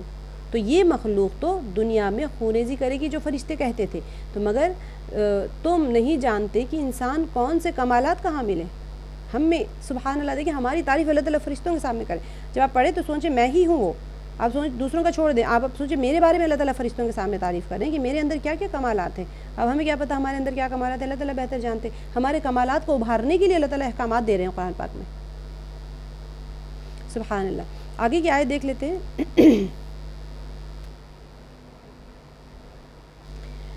سورہ بقرہ کی آیت ہے یؤتی الحکمۃ من یشاء ومن یؤت الحکمۃ فقد اوتی خیرا کثیرا وما یذکر الا اولو الالباب. یؤتی الحکمۃ من یشاء سے وہ جسے چاہے حکمت اور دانائی دیتے ہیں. بہت پیاری آیت ہے یہ، اس کی تشریح ہے، میں کوشش کروں گی اس کو شارٹ کر دوں. ومن یؤت الحکمۃ فقد اوتی خیرا کثیرا، اور جو شخص حکمت اور سمجھ دیا جائے وہ بہت ساری بھلائیاں اس کو دی گئی ہیں. وما یذکر، اور الا اولو الالباب، اور نصیحت صرف عقل مند ہی حاصل کرتے ہیں۔ سورہ بقرہ کی آیت نمبر 269 ہے، اسی لیے پارے شمار 3 تیسرے پارے میں آئے گا آپ کو۔ تو دیکھتے ہیں تیسرا پارہ جب آ رہا ہے تو اس کے پیچھے کی آیتوں میں کیا گزرا تھا؟ اللہ تعالیٰ نے صدقہ، خیرات اور قبولیت سے متعلق 4 شرائط کا ذکر فرمایا تھا۔ یہ جو آیت 269 میں آئی نا، یہ ایسے ہی آئی ہیں جیسے ہم نے وہ والی آیت پڑھی تھی طلاق وغیرہ کے اندر، نماز کا ایک آ گئی تھی نا بیچ میں ربط۔ اب دیکھنے میں ایسا لگتا ہے کہ ان کا کیا ربط ہے، لیکن بہت بڑا ربط ہوتا ہے۔ ایسے ہی آیت ہے یہاں پر۔ تو یہ صدقہ، خیرات اور قبولیت سے متعلق جتنے پیچھے چل رہے تھے اس کے اندر اللہ تعالیٰ نے شرائط بیان کی تھی، جن میں خیرات دیکھ کر احسان نہ جتلانا، ایذا نہ پہنچانا، ریاکاری سے اجتناب، کسی کو دیا اس کے بعد میں ریاکاری سے اجتناب کرنا، اور پاکیزگی مال شامل تھا۔ مال بھی پاکیزہ ہو، کسی کو دیا ہے تو احسان نہ جتلائیں، ایذا نہ پہنچائیں دینے والے کو، پھر ریاکاری سے بھی بچیں، دے اور برابر دکھاوے کے لیے دے رہے ہیں کس کو، اور اپنا مال بھی پاکیزہ ہو۔ اچھا، باقی شرائط کا ذکر اگلے آیتوں میں آ رہا ہے۔ یہاں پر درمیان میں اللہ تعالیٰ نے حکمت کی تشریح بیان کی ہے یہ آیت کے ذریعے سے، اور اسے خیر کثیر تعبیر فرمایا ہے۔ تو اس میں کیا ہو گیا؟ دیکھیں اللہ تعالیٰ کا ارشاد ہے، یؤتی الحکمت من یشاء، اللہ تعالیٰ جسے چاہے حکمت عطا کرتے۔ حکمت جو ہے نا، اصل میں اس کا مادہ احکام سے نکلا ہے، جو پختگی کے معنی میں استعمال ہوتا ہے۔ لہٰذا حکمت سے مراد کیا ہے؟ وہ چیز ہے جو پختہ ہو، اور پھر صدقے کے ساتھ اس کے مختلف اثرات بھی پیدا ہوتے ہیں۔ سبحان اللہ، بہت پیاری آیت ہے، اس کو سمجھنے کی کوشش کرے ایک چیز کو۔ حکمت کا عام معنی کیا ہے؟ فہم اور سمجھ۔ ہم کہتے ہیں نا بڑی حکمت ہے ان کے پاس، بڑے حکیم، تو فہم اور سمجھ کے معنی میں لیتے ہیں عام طور پہ۔ بعض مفسرین کرام کیا فرما رہے ہیں کہ العلم النافع مؤدی الی العمل، یعنی حکمت ایسے علم کو کہا جاتا ہے جو مفید ہو اور انسان کو عمل تک پہنچائے۔ علم تو بہت حاصل کرتے ہیں، لیکن حکمت ایسا علم ہے جو کہ فائدہ مند ہو میرے لیے اور انسان کو مجھے عمل کی طرف لے جائے۔ امام مالک رحمۃ اللہ علیہ حکمت کے معنی سنت کرتے ہیں، حکمت یعنی سنت، اور حکیم خدا تعالیٰ کی صفت بھی ہے۔ اللہ تعالیٰ کہ نا یا حکیم ہو، اللہ تعالیٰ کی صفت ہے یہ، اور قرآن کریم کو بھی حکمت کہا گیا ہے، اور حضور علیہ السلام نے کی سنت مبارکہ کو بھی حکمت کا نام دیا گیا ہے۔ اس کے علاوہ باقی سمجھ یا دانائی کی باتیں سب کچھ حکمت میں شمار ہو جاتی ہیں۔ اچھا، حضرت لقمان جو تھے نا، وہ نبی نہیں تھے، ان کے نام پر قرآن پاک میں سورہ موجود ہے، لیکن آپ نبی نہیں تھے بلکہ حکیم تھے۔ اچھا، اور ایک مزے کی چیز یہ ہوتی ہے نا، حکیم عربی میں کسے کہتے ہیں؟ حکیم اس شخص کو کہتے ہیں جو من اتقن علم والعمل، جو علم اور عمل دونوں میں پختہ ہو۔ اب علاج اور معالج کرنے والے کو عربی زبان میں حکیم نہیں بولتے، ہم اردو میں بولتے ہیں حکیم، ان لوگوں کو تو طبیب کہتے ہیں۔ بہرحال جو حکمت ہے تو یہ نہیں کہ حکیم مطلب ہم کہہ دیں گے وہ ڈاکٹر ہے، ہم اردو میں کہتے ہیں، عربی میں تو طبیب کہتے ہیں۔ تو حکمت کا جو اعلیٰ ترین درجہ ہے نا، انبیاء علیہ السلام کو حاصل ہوتا ہے ہمیشہ۔ حکمت کا سب سے اعلیٰ ترین درجہ انبیاء علیہ السلام کو حاصل ہوتا ہے۔ اس کے علاوہ عام مخلوق میں سے اللہ تعالیٰ جس کو چاہے حکمت اور دانائی کا حصہ عطا فرماتے ہیں۔ سبحان اللہ، ہمیں اپنی دعاؤں میں مانگنا چاہیے اللہ تعالیٰ سے کہ اللہ تعالیٰ ہمیں حکمت عطا کرے، کیونکہ بعض وقت ہوتا ہے نا، کہتے ہیں حکمت کے تحت حکمت عملی، سنتے ہیں آپ لوگ بار بار، تو میں اسی لیے اس کو تشریح کر کے اس کو بتا رہی ہوں۔ سبحان اللہ، آیت بھی اتنی اچھی منتخب آیت ہے، سمجھنے کی بات ہے یہ، کہ بعض مفسرین کرام فرماتے ہیں کہ قرآن کریم کی سمجھ بہت بڑی حکمت ہے۔ سبحان اللہ، دیکھیں آپ لوگ بیٹھے ہیں قرآن پاک کو سمجھنے کے لیے، اللہ تعالیٰ نے جس کو ہم آگے پڑھیں گے اس کی تشریحات میں کہ قرآن کریم کی جو سمجھ ہے یہ بہت بڑی حکمت ہے، جسے اللہ تعالیٰ عطا کر دے۔ حضرت علی رضی اللہ عنہ کی روایت میں آتا ہے کہ حضور علیہ الصلوۃ والسلام نے ہمیں عام مسلمانوں سے الگ کوئی خاص چیز نہیں دی۔ کیا فرمایا؟ ہاں، اللہ تعالیٰ نے قرآن پاک کی سمجھ دے دی ہو تو اس سے انکار نہیں کرتے، یعنی اللہ تعالیٰ عام مسلمانوں کو جو دیا وہ صحابہ کو بھی وہی دیا۔ جو صحابہ خصوصی طور پہ ہمیشہ آپ صلی اللہ علیہ وسلم کے پاس ہوتے تھے نا، تو ہمیں کوئی نئی چیز نہیں دی، لیکن قرآن پاک کی سمجھ دے دی ہمیں، تو اس سے ہم انکار نہیں کر سکتے کہ ہمیں ایک الگ انداز میں اللہ تعالیٰ نے قرآن پاک ہمیں سمجھا دیا۔ تو یہ اللہ تعالیٰ کی خاص عنایت ہے، اور خاص طور پر پورے دین کا فہم اور سمجھ حکمت ہے۔ آپ کو دین سمجھ آ گیا، آپ اس کو فہم عطا ہو گئی، تو یہی سب سے بڑی حکمت ہے۔ ترمذی شریف کی روایت ہے کہ حضور علیہ السلام نے کا ارشاد گرامی ہے کہ اللہ تعالیٰ نے منافقوں کو 2 چیزوں سے محروم رکھا ہے، ایک اچھے اخلاق اور دوسرے دین کی سمجھ۔ دعا کرنا چاہیے اگر ہمیں کوئی چیز سمجھ نہیں آ رہی تو کہیں ہم منافقین کے زمرے میں تو نہیں جا رہے۔ اخلاق اگر ہمارے گرتے جا رہے ہیں تو پھر ہمیں سوچنا چاہیے کہ اللہ تعالیٰ ہمارا نام کس لسٹ میں لکھ رہے ہیں، کیونکہ 2 چیزوں سے منافقین کو محروم رکھا گیا، اچھے اخلاق اور حکمت۔ بخاری شریف کی روایت میں حضور علیہ الصلوۃ والسلام نے فرمایا کہ من یرید اللہ بہ خیرا خیرا یفقہہ فی الدین، کہ اللہ تعالیٰ کیا کرتے ہیں، اللہ تعالیٰ جس کے بارے میں بہتری کا ارادہ فرماتے ہیں اسے دین میں سمجھ عطا فرما دیتے ہیں۔ پھر جب اس سمجھ کے مطابق وہ بندہ عمل کرتا ہے تو کیسا ہو گیا، وہ ایسا شخص ہے جیسے کہ سب سے حکیم بندہ ہے۔ تب اس زمانے میں حکیم کے اہم معنی جو ہوتے ہیں وہ الفاظ اور نشور کے اعتبار سے ہوتے ہیں، یا علامہ، ڈاکٹر، ہم کسی کہتے ہیں نا بڑے بڑے پوزیشن ہولڈرز ہوتے ہیں، علامہ ہے، ڈاکٹر ہے، کوئی پی ایچ ڈی کی ڈاکٹریٹ لے لیے، یہ ساری چیزوں کے لیے کہا جاتا ہے، مگر یہ استعمال درست نہیں ہے۔ ہم اگر اردو میں کہہ لیں تو بڑے حکیم ہے، اگر کہہ لیں تو، کیونکہ حکیم کے لیے ضروری ہے کہ علم کی پختگی کے ساتھ میں اس پر عمل بھی ہو۔ سب سے پہلے چیز جو ہے ہم قرآن پاک سیکھ رہے ہیں، آپ علم سیکھ رہے ہیں، لیکن اس پر عمل بھی کرتے چلے جائیں۔ تو موجودہ دور میں بے شک بڑی بڑی ڈگریاں تو حاصل کر لی سب نے، مگر وہ عمل کہاں ہے جو حکمت کی اصل روح ہے، عمل بھی ہو اور علم بھی ہو۔ اب یہاں پر پیچھے کی آیات میں گزر چکا ہے کہ شیطان جو ہوتا ہے تمہیں فقر سے ڈراتے ہیں، فقر و فاقے سے۔ فقر و فاقہ جو اگر تم صدقہ کر دو گے تو تمہارا مال کم ہو جائے گا، بے حیائی سکھاتا ہے، بے حیائی کا حکم دیتا ہے۔ تو شیطان انسان کو یہ پٹی پڑھاتا رہتا ہے ہمیشہ کہ دیکھو اپنے مال کو خرچ نہ کرنا، صدقے کے ساتھ آ رہی نا یہ آیت، تو اسی لیے اگر خرچ کر دیا تو تم مفلس ہو جاؤ گے۔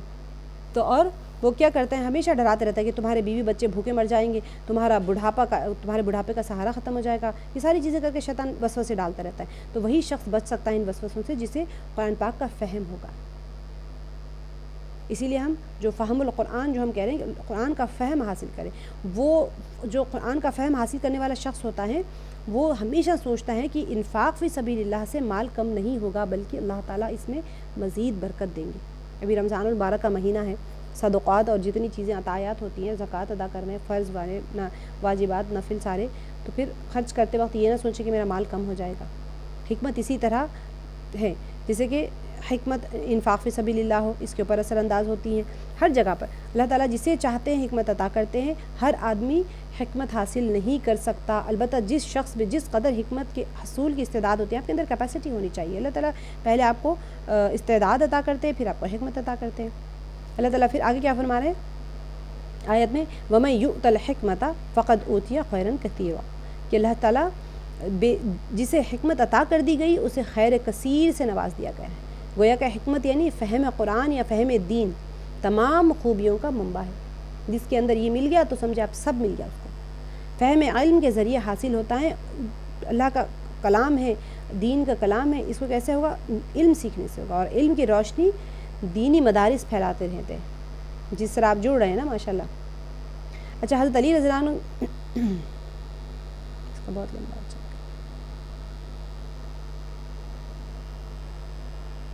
آگے جو فرمایا وما یذکر کا، میں اس کی تشریح کر دیتے ہیں آپ کو۔ فرمایا وما یذکر الا اولو الالباب، یاد رکھو نصیحت قبول نہیں کرتے مگر وہ جو عقل والے ہیں، اور پھر عقل کو صحیح طور پر استعمال بھی کریں۔ دوسرے مقام پر اللہ تعالیٰ نے کیا فرمایا تھا کہ جو عقل نہیں رکھنے والے ہوتے ہیں وہ اندھے ہوتے ہیں، بہرے ہوتے ہیں، گونگے ہوتے ہیں، ان کو عقل نہیں ہے۔ تو وہ لوگ بہرے گونگے کیوں کہا گیا؟ جو عقل کو درست طریقے سے استعمال نہیں کرتے، یا پھر ان کے گناہوں کی وجہ سے ان کی آنکھوں پہ، کانوں پہ، ہر جگہ پردے پڑے ہوئے ہیں، تو ان کو سامنے چیز ہو رہی ہوتی ہے، ان کو سمجھ نہیں آ رہی ہوتی ہے۔ سمجھ نہیں آ رہی ہے مطلب اللہ تعالیٰ نے ان سے وہ سمجھنے کی استعداد ہی لے لی۔ کیوں لے لی؟ اس کا مطلب یہ نہیں کہ اللہ تعالیٰ کسی کو سزا دینے کے لیے لے رہے ہیں، وہ انہوں نے اپنے گناہوں کی وجہ سے وہ کما لیا ہے، وہ راستے کو اختیار کر لیا ہے۔ تو جیسے آپ بنگلور جانے کی ٹرین میں بیٹھ گئے تو دہلی نہیں پہنچ سکتے، ایسے ہی انہوں نے جب گناہوں کا وہ ٹرین پکڑ لی ہیں تو پھر وہ ہدایت کے راستے پہ نہیں آ سکتے، الا یہ کہ وہ توبہ کریں، اس ٹرین سے اتریں، پھر ہدایت کی ٹرین میں بیٹھیں گے تو پھر وہ اس راستے پہ چلیں گے تو وہاں پر ہدایت بھی مل جائے گی۔ آگے کی صورت انعام کی آیت ہے، اولئک الذین آتیناہم الکتاب والحکم والنبوۃ فإن یکفر بها هؤلاء فقد وکلنا بها قوما لیسوا بها بکافرین۔ اولئک الذین آتیناہم، یہ لوگ ایسے تھے کہ ہم نے ان کو کتاب اور حکمت اور نبوت عطا کی تھی۔ یہ کون لوگ تھے ہم دیکھیں گے اس کو تشریح میں۔ اگر یہ لوگ نبوت کا انکار کریں، ٹھیک ہے، فَإِن يَكْفُرْ بِهَا، یعنی یہاں کی ضمیر جو لوٹ رہی نبوت کی طرف، فَإِن يَكْفُرْ بِهَا، اگر یہ نبوت کا انکار کرے، هَؤُلَاءِ فقد وکلنا بها قوما لیسوا بها، یہ جمع کا صیغہ ہے، لیسوا بها بکافرین، تو ہم نے اس کے لیے ایسے بہت سے لوگ مقرر کر دیے ہیں جو اس کے منکر نہیں ہیں۔ سورہ انعام ہے یہ، سیکوینس میں 6 آ رہے ہیں۔ ابھی ہم نے جو کیا تھا سورہ اعراف 7 پہ ہے، تو اس سے پہلے سورہ انعام ہے، ٹھیک ہے. نزول کے اعتبار سے 55 پہ ہے، پارہ شمار 7 ہے. اس کی ہم آیت نمبر 89 ہے یہ، ٹھیک ہے. اس کے اندر تھوڑی سی تشریح ہے. اب میں سوچ رہی ہوں دیکھتے ہیں تشریح ہو گئے، کیونکہ اس کے بعد بھی ہمیں ایک اور آیت ہے. اچھا یہ آخری آیت ہے، چلیے یہ آخری آیت ہے تو پھر ٹھیک ہے، ہو جائے گی انشاءاللہ، ٹائم ہے ہمارے پاس. بہت اہم آیت ہے، اسی وجہ سے میں سوچ رہی تھی اس کے بعد بھی ایک اور آیت ہے. ایک منٹ، چلیے یہ والی آیت آخری ہے، چلو اس سے ہم کر لیتے ہیں. تو یہ جو آیت ہے یہ سورہ انعام، اس کا نام سورہ انعام ہے. اس کی جو یہ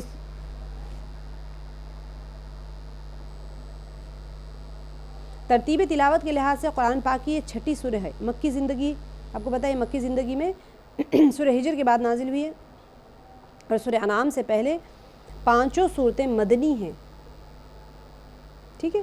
5 صورتیں مدنی ہونے کے بعد میں یہ سورہ ہے، جس کے اندر 5 صورتوں کے بعد میں اب جب آیا ہے تو، اور یہ سورہ پہلی مکی سورہ ہے. اس کی میں نے آپ کو پچھلی 2 کلاسز سے پہلے کی کلاسز سارا کنیکشنز بتایا تھا سوروں کے بیچ میں. اب تھوڑا سا آپ کو اجمالی طور پر یہ سورہ کے بہت ڈیٹیل ہے، میں آپ کو سورہ کا پس منظر ضرور دوں گی کہ بہت اچھا سورہ ہے، اس لیے کہ اس کی ایک بڑی خصوصیت یہ ہے کہ چند آیات کے علاوہ باقی پوری سورہ ایک وقت نازل ہوئی. جسے جبریل علیہ السلام 70,000 فرشتوں کے ساتھ میں ان کے ساتھ میں لے کر نازل ہوئے تھے. آپ کو میں نے بتایا تھا جب ایک بار، شاید میں نے اس کا تھوڑا سا پس منظر بتایا تھا، اس وقت ٹائم ہمارا شارٹ تھا.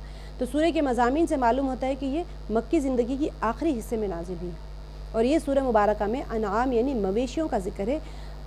دو وجہ کے بنا پر، 2 ریزن سے مویشیوں کے یہاں پر آنے کے. پہلی وجہ تو یہ ہے کہ اس سورہ میں 8 قسم کے مویشیوں کی حلال ہونے کی حکمت بیان کی، اس کا حکم آیا ہے. اور دوسری وجہ یہ ہے کہ مشرکین عرب نے ان جانوروں کے ساتھ میں بہت سی شرکیہ رسوم وابستہ کر لیے تھے.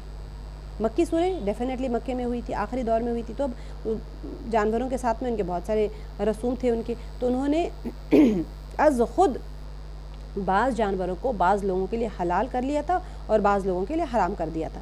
بعض جانور جو تھے وہ مردوں کے لیے حلال تھے اور عورتوں کے لیے حرام تھے، اور بعض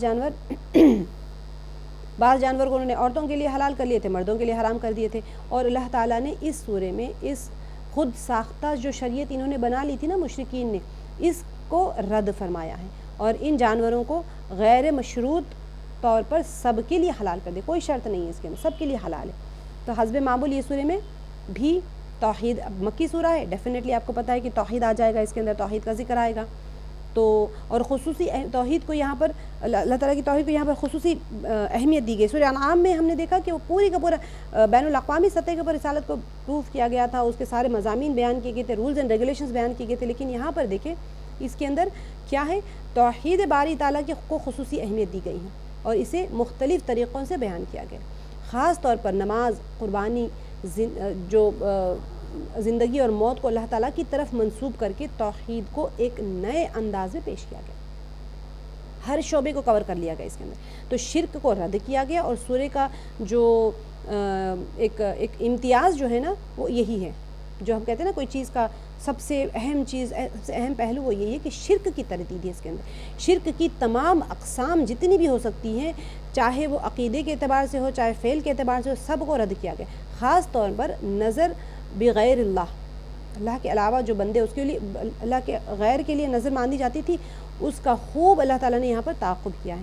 اور شرک کی تردید میں حضرت ابراہیم علیہ السلام کی طرف سے ستارے، چاند، سورج کو بطور دلیل پیش کرنے کے بعد میں اللہ تعالیٰ وہ واقعہ جو ابراہیم علیہ السلام کا ہے اس کو بھی دلیل کے طور پہ یہاں پر پیش کیا گیا ہے. اہل کتاب کی طرف سے انکار نبوت کے جواب میں ایک ہی مقام پر 18 انبیاء علیہ السلام کا ذکر کر کے سب کو اللہ کے برگزیدہ بندے اور ہدایت یافتہ فرمایا ہے. اہل کتاب یہود اور نصارہ، ٹھیک ہے، یہ ہمیشہ نبوت کا انکار کرتے تھے، تو ان کے لیے ایک ساتھ 18 انبیاءوں کے واقعات آئے اور سب کو بتا دیا کہ سب کے سب ہدایت یافتہ ہیں اور برگزیدہ بندے ہیں اللہ تعالیٰ کے. اور اہل کتاب کی سرکشی کی وجہ سے اللہ تعالیٰ نے ان کے لیے وقتی طور پر ناخن والے جانور اور گائے بھیڑ کی چربی حرام کر دی تھی وقتی طور پر، تو اس کا ذکر بھی آ گیا ہے اس کے اندر.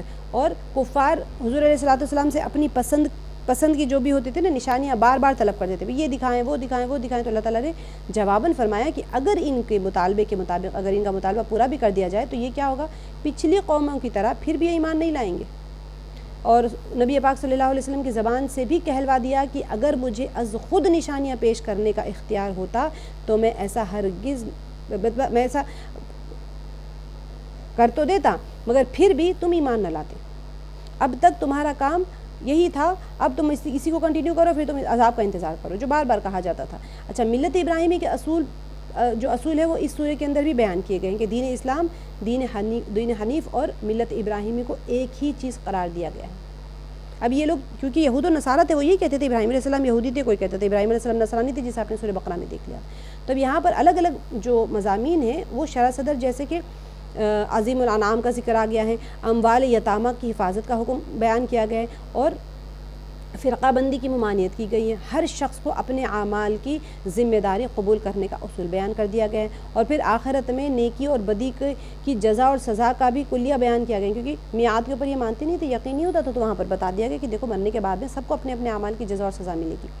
عقیدہ آخرت کی یاد دہانی بھی اسی سورہ میں کی گئی ہے، اور کیونکہ تمام اعمال کا دار و مدار اس عقیدے پر ہے کہ اس دنیا فانی کو ہی اول اور آخر سمجھ کے بیٹھے ہوئے یہ لوگ، تو یہ جو ان کا باطل نظریہ ہے اس کی بھی نفی کی گئی ہے۔ منکرین کو ان کے اعمال پر وعید کے ساتھ ساتھ لطیف انداز میں ان کو تبلیغ بھی کیا جا رہا ہے کہ دیکھو تم اس چیز کو جو ان کا، اب ہم نے پڑھ لیا تھا نا دوسری صورتوں پہ بھی کہ ایک گروہ ایسا تھا جو چپ چاپ بیٹھ کے تماشا دیکھ رہے ہوتے تھے، نہ ایمان لاتے تھے، نہ کیونکہ مسلمانوں کے ساتھ تکلیف ہوتی تو وہ خاموش بیٹھتے تھے، جو مشرکین اور مؤمنین کے بیچ میں جو چل رہا ہے جھگڑا وہ دیکھ رہے ہوتے تھے۔ تو اہل ایمان کو تسلی بھی دی گئی ہے کہ وہ وقتی جو کچھ بھی ہو رہا ہے یہ حالات سے وہ پریشان نہ ہو، آخرکار کامیابی انہیں کی ہوگی۔ اب یہ جو آیت ہے بہت ہی پیاری آیت ہے، حضرت ابراہیم علیہ السلام کے بعد میں سلسلے نبوت اور جو رشت اور ہدایت ہے آپ ہی کے نسل میں قائم ہوا، اور آپ کی اولاد سے اللہ تعالیٰ نے بڑے عالی شان رسول اور حضرت، جیسے کہ داؤد علیہ السلام اور سلیمان علیہ السلام جیسے خلیفۃ اللہ پیدا کیے، اور حضرت ایوب علیہ السلام اور حضرت یوسف علیہ السلام پر بڑی بڑی آزمائشیں آئیں، حضرت موسیٰ علیہ السلام، حضرت عیسیٰ علیہ السلام کو عظیم معجزات عطا فرمائے، کہ سب انبیاء اور رسل حضرت ابراہیم علیہ السلام کی اولاد میں سے۔ پھر اللہ تعالیٰ نے اپنے ان بندوں کو ان کی نیکی اور ان کے اچھے انجام کا بھی ذکر فرمایا، حضرت زکریا علیہ السلام، حضرت یحییٰ، حضرت الیاس، حضرت عیسیٰ علیہ السلام جیسے عبادت گزاروں کا بھی اللہ تعالیٰ نے زاہدوں کی شکل میں وہاں پر ذکر فرمایا کہ اسے بڑے زاہد بندے تھے، اور اللہ تعالیٰ نے اسماعیل علیہ السلام کا تذکرہ بھی کیا جن کی اولاد میں سے حضور پاک صلی اللہ علیہ وسلم پیدا ہوئے تھے۔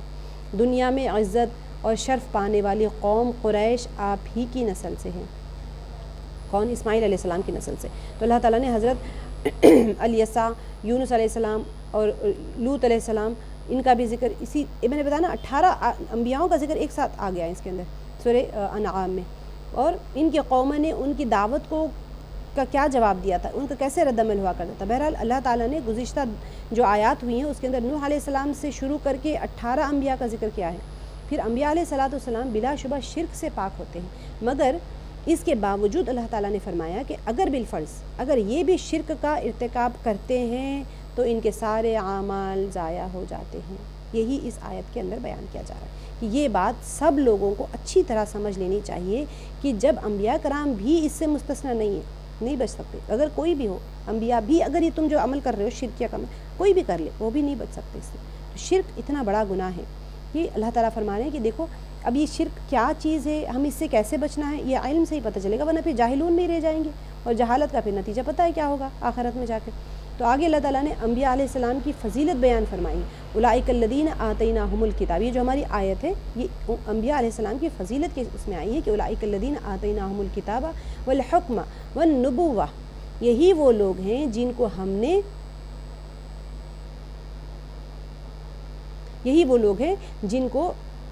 ہم نے کتاب، حکم اور نبوت عطا فرمائی ہے۔ انبیاء علیہ السلام پر وحی نازل ہوتی رہی، اور ان میں سے بعض کو مکمل کتاب عطا فرمائی اور بعض پر صحیفے نازل فرمائے۔ بعض انبیاء ایسے تھے کہ اس بات کا ان کو پابند بنایا گیا تھا کہ وہ پچھلی جو کتابیں اور صحائف ہوتے ہیں اسی کے اوپر آگے اسی کو کنٹینیو کریں اپنی، اور ان کو علیحدہ احکام اور شریعت نہیں دی گئی تھی۔ لیکن بعض جو ہوتے تھے وہ اچھا حکم کیا ہے یہاں پر یہ دیکھیں، اس کو سمجھنے کو، یہاں پر جو آیت میں آیا ہے اولئک الذین آتیناہم الکتاب والحکم، یہ حکم کیا چیز ہے؟ تو حکم سے مراد شریعت ہے، یعنی کہ کچھ انبیاء کو خاص شریعت دی گئی تھی، بعض اس سے حکومت بھی مراد لیتے ہیں، جیسے کہ سلیمان علیہ السلام اور داؤد علیہ السلام کا تھا، اور یہ تمام انبیاء کو عطا کیا گیا تھا۔ حکم تو ہر ایک کو عطا کیا گیا تھا، مفسرین کے اقوال الگ ہے، کسی نے کچھ مانا کسی نے کچھ مانا۔ تو یہاں پر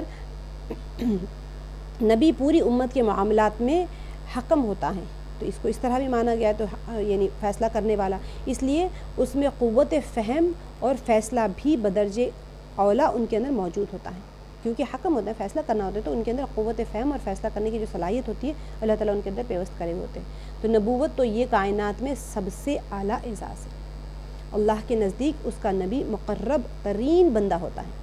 تو نبی ہونا بجائے خود، یعنی کہ انسان جو ہے کسی کو نبی بنا دیا، وہ خود ایک بلند ترین ہستی ہونے کی نشانی ہے، تو وہ اللہ تعالیٰ کے معصوم بندے ہوتے ہیں، انہیں اس بات کی بالکل بھی ایک ہوتا نا، ان کی گارنٹی ہوتی ہے کہ وہ اس گناہ کو،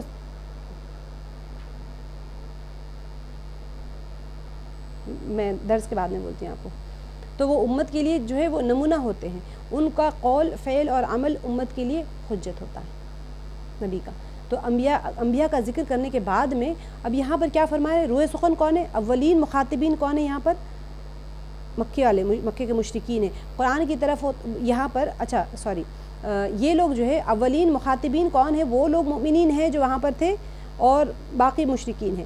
تو فَإِن يَكْفُرْ بِهَا هَؤُلَاءِ، اگر یہ لوگ اس کے ساتھ کفر کریں، یہاں ہؤلائی کی ضمیر مکے والوں کی طرف لوٹتی ہے، ٹھیک ہے، تو قرآن پاک کے اولین مخاطبین وہی تھے، اور وہی لوگ نبی اور کتاب اور شریعت کا انکار کرتے تھے۔ تو پھر ان سے فرمایا جا رہا ہے کہ دیکھو سورہ یوسف میں بھی اس طرح سے آ گیا ہے کہ اِنَّا أَنزَلْنَاهُ قُرْآنًا عَرَبِيًّا لَعَلَّكُمْ تَعْقِلُونَ، کہ ہم نے قرآن پاک کو عربی زبان میں، عربی بولنے والے لوگوں کی طرف ہی نازل کیا ہے تاکہ تم سمجھ سکو۔ زبان تو ہم نے جیسے کیا تھا کہ جس زبان میں نبی آتے تھے انہی کی زبان میں آتی تھی ان کی کتاب بھی، تو فرمایا اگر یہ مکے والے اس کا انکار کریں تو کیا ہو جائے گا، فقد وکلنا بہا قوما لیسوا بہا بکافرین، بس ہم نے اس کے ساتھ ایسے لوگوں کو مقرر کر دیا ہے جو کفر کرنے والے نہیں ہیں۔ مقصد یہ ہے کہ اگر اولین مخاطبین اللہ کے دین پر اور پیغمبر آخر الزمان کے اوپر ایمان نہیں لائیں گے تو پھر اللہ تعالیٰ کیا کریں گے، ان کی جگہ دوسروں کو لے آئیں گے، دوسروں کو کھڑا کر دیں گے، تو جو ایمان لا کر دین کے مددگار ثابت ہوں گے اور ساری دنیا میں اس کو پھیلائیں گے۔ اور ایسے ہی ہوا تھا جب مشرکین مکہ نے مخالفت کی تو کیا ہوا، آپ صلی اللہ علیہ وسلم ہجرت کر کے مدینہ تشریف لے گئے، اور وہاں پر ان لوگوں نے خوشی خوشی ایمان اسلام کو قبول کر لیا اور پھر اس کی حمایت بھی کی اور اس کی یقین بھی لوگوں کو دلایا، اور ساری دنیا میں جو دین پھیلا وہ مدینے والوں کی طرف سے پھیلا تھا نا، انصار اور واقع جا کے یہ مہاجرین اور انصار دونوں مل کے تھے، لیکن قبول کس نے کیا، یہ مکے والوں نے نہیں کیا، تو مشرکین مکہ تو وہاں پر چلے گئے۔ تو یہاں پر دنیا میں دین کو انہوں نے نہیں پھیلا تھا، تو اسلام کی جو آبیاری تھی انہی لوگوں کے ہاتھوں میں ہوئی تھی۔ تو اللہ تعالیٰ یہی فرما رہے ہیں کہ پوری دنیا کو، یہ لوگ پوری دنیا کے اندر معلم بن گئے۔ تو حدیث شریف میں آتا ہے کہ جب کوئی یعنی انصار مدینہ کے ساتھ اگر کوئی محبت رکھنا اصل میں ایمان کی نشانی ہے، اور ان کے ساتھ بغض رکھنا نفاق کی علامت ہے۔ یہی وہ لوگ ہیں جن کو اللہ تعالیٰ نے اپنے نبی کی رفاقت کے لیے منتخب کیا ہے۔ تو یہ ایک تعریف کے طور پہ کہا گیا ہے کہ جو لوگ اگر تم نہیں کرتے ہو، جیسے اب فار ایگزامپل ہم لوگ ہیں، مثال کے طور پہ ہمارے پاس قرآن پاک ہے، اگر ہم اس کے اوپر عمل نہیں کریں گے تو کیا ہوگا، ہمارے ہاتھوں میں سے لے کے کسی اور کو دے دیں گے، اللہ تعالیٰ کسی اور سے کام لے لیں گے۔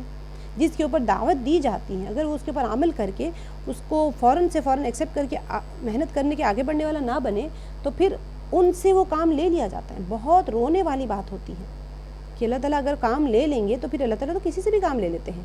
فقد وکلنا بہا قوما لیسوا بہا بکافرین، یہ بہت ایک جو آیت کا ٹکڑا ہے، یہ اگر جس نے انکار کر دیا تو پھر اللہ تعالیٰ کیا کریں گے، ہم اس کے لیے ایسے بہت سے لوگ مقرر کر دیے جو اس کے منکر نہیں ہیں۔ تو اس کے ساتھ میں ہماری آیات آج کے ختم میں بہت تفصیل تھی، میں سوچ رہی تھی پتہ نہیں ہوں گے بھی یا نہیں پورے آیتیں، لیکن ہو گئے اللہ کے حکم سے الحمدللہ۔ تو علم کی آپ لوگوں نے اہمیت سمجھی ہے، آج کی آیات اتنی پیاری آیات تھی، اس میں آپ لوگوں نے علم کی اہمیت کو سمجھا ہے ماشاءاللہ، اور اللہ تعالیٰ ہم سب کو عمل کرنے والا بنائے اور علم سیکھنے کی کوشش کرنے والا بنائے، اور شوق کے ساتھ میں علم سیکھے اور حکمت کا جو آج اپنے پڑھا ہے کہ عمل کرنے والے بن جائے۔ اب احکام و مسائل ہمارے ہیں، زکوٰۃ کی چل رہی ہیں، تو زکوٰۃ کی فرضیت کے بارے میں، زکوٰۃ کی فرضیت کے لیے ضروری ہے، اب ہمارا روزے کے ختم ہو گئے احکامات، اب ہم یہاں زکوٰۃ کے کریں گے جو منتخب احکام جو ہمارے مسائل ہے۔ تو زکوٰۃ کی فرضیت کے لیے دیکھیں، زکوٰۃ کی فرضیت کے لیے ضروری ہے کہ آدمی میں درج ذیل صفات پائی جائیں، کس کے اوپر فرض ہے، ٹھیک ہے، وہ بہت اہم چیز ہوتا ہے. پہلے بندہ آزاد ہو، غلام باندی پر زکوٰۃ فرض نہیں ہے. دوسری چیز کیا ہے، کس کے اوپر فرض ہوتی ہے؟ مسلمان ہو، کافر سے زکوٰۃ کا مطالبہ نہیں کیا جائے گا. تیسری چیز سمجھدار ہو، پاگل پر زکوٰۃ فرض نہیں جبکہ پاگل پن اس پر مسلسل طاری ہو. چوتھی چیز بالغ ہو، بچے پر زکوٰۃ نہیں ہے. ٹھیک ہے، یہ 4 چیزیں ہوتی ہیں. اب شرائط اور جو وجوب زکوٰۃ ہوتے ہیں وہ کیا ہیں؟ 4 چیزیں فرض ہے، اگر کسی میں پائی جائے تبھی اس کے اوپر وہ زکوٰۃ فرض ہوگی اس کے اوپر. اور شرائط کیا ہے؟ شرائط وجوب زکوٰۃ کیا ہے؟ زکوٰۃ فرض ہونے کے لیے درج ذیل شرائط کا پایا جانا لازم ہے. کیا ہے؟ کب زکوٰۃ واجب ہوگی؟ پہلے کس کے اوپر ہوگی دیکھ لیں. 4 لوگوں کے اوپر زکوٰۃ ہوگی، باقی پہ تو نہیں ہوگی. اب کب واجب ہوگی؟ مال بقدر نصاب ہو، یعنی کہ مثلا سونے کا نصاب 60 مسقال اور چاندی کا نصاب 200 درہم یہاں پر دیا ہے، لیکن 7 تولے جو ہوتا ہے 7 تولے سونا اور 52.5 تولے چاندی. تولہ اب دیکھیں گرامس میں کنورٹ کریں گے تو الگ آتا ہے. ایک تولے میں آئی تھنک 11 پوائنٹ کچھ گرامس ہوتے ہیں. اس کو تھوڑا سا کیلکولیٹ کریں. میں سوچی تھی آج کیلکولیٹ کر کے ہی دیں گے، میرا لکھا ہوا تھا وہ آپ کو دوں گی سوچی، لیکن بھول گئی میں. آپ کو کل دوں گی ضرور میں. گرامس، اور آپ کے پاس اگر سونا لیتے ہیں تو گرامس میں لیتے ہیں نا، اس کا اگر آپ لیں گے تو پھر صحیح نہیں آئے گا. تو مال بقدر نصاب ہو. پھر دوسری چیز ملکیت تام ہو، لہٰذا جو مال اپنے قبضے میں نہ ہو تو اس کے اوپر درست نہیں ہے کہ اس کی زکوٰۃ کا مطالبہ کیا جائے. جیسے کہ آپ نے کسی کو قرض دے دیا، آپ کے پاس ہے ہی نہیں مال، وہ کہیں اور لگا ہوا ہے بزنس کے اوپر، تو خیر بزنس کے اوپر بھی زکوٰۃ الگ طریقے سے لگتی ہے. مال آپ کی ملکیت میں ہونا چاہیے. اور تیسری چیز نصاب ضرورت اصلی سے زائد ہو. جو نصاب آپ کے پاس ہے، جیسے کہ استعمالی ساز و سامان پر زکوٰۃ نہیں ہے. آپ نے بہت ساری چیزیں گھر میں لے کے رکھی ہوئی ہیں لیکن وہ استعمال کی چیزیں ہیں تو اس کے پاس زکوٰۃ نہیں ہے. چاہے آپ نے 1 لاکھ کا فریج لیا ہو، 1.5 لاکھ کا فریج لیا ہو، تو آپ نے 1.5 لاکھ کا سونا لے لیا تو 3 تولے آ گئے، اس کے اوپر آپ کو زکوٰۃ ہوگی. لیکن آپ نے 1.5 لاکھ کا فریج لے لیا، ویسے آج کل آ گئے ہیں 2-2 3-3 لاکھ کے بھی فریجز ہیں. کار لیا آپ نے، 18 لاکھ کی کار لے لی، اس کے اوپر زکوٰۃ نہیں ہے. جھومر آپ نے لگا لیا گھر میں، پتہ نہیں 1 لاکھ کا جھومر لگا ہے، اس کے اوپر زکوٰۃ نہیں ہے. تو استعمال کی چیزوں کے اوپر زکوٰۃ نہیں ہوتی. نصاب ضرورت اصلی سے زائد ہو. ویسے نہیں لگانا چاہیے، استغفر اللہ، میں آپ کو بتا رہی ہوں، اگر کوئی چیز کسی نے لگا لیا تو اس کے اوپر نہیں ہوگی. چوتھی چیز نصاب قرض سے خالی ہو، یعنی قرض کی رقم جو ہوتا ہے اس سے وہ خالی ہونی چاہیے. کسی کے اوپر اب سمجھے آپ کے پاس جتنا مال ہے اس سے زیادہ آپ کا قرض ہے، 10 لاکھ کا قرض ہے آپ کے پاس. آپ کے پاس ایکچوئل آپ کا جو مال ہے وہ آپ کا 10 لاکھ ہے اور آپ کے اوپر 10 لاکھ کا قرض ہے، تو پھر وہ وہاں پر اس کے اوپر زکوٰۃ نہیں آئے گی. مال نامی ہو، یعنی ایسا مال جس میں بڑھنے کی صلاحیت ہو، چاہے وہ اپنی خلقت کے اعتبار سے ہو جیسے سونا چاندی یا فعل یا پھر فعلی اعتبار سے ہو جیسے کہ مال تجارت، مویشی وغیرہ. مال نامی یعنی کہ سونے کا ویلیو بڑھتی جاتی ہے نا آپ کے پاس میں. سونا بچہ نہیں دیتا لیکن سونے کی تو ویلیو بڑھتی ہے.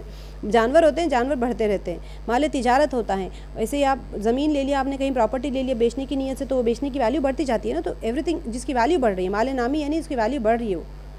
تو یہ ساری 5 جو چیزیں ہیں، یہ زکوٰۃ جو فرض ہونے کے لیے یہ چیزیں بہت ضروری ہوتی ہیں، واجب ہوتی ہیں. چیزوں کو دیکھنا ہوتا ہے. ہاں، آپ کے پاس اگر مال بقدر نصاب ہو، ملکیت تام ہو، نصاب جو ہے ضرورت اصلی سے زائد ہو، اور نصاب قرض سے خالی ہو، اور مال نامی ہو.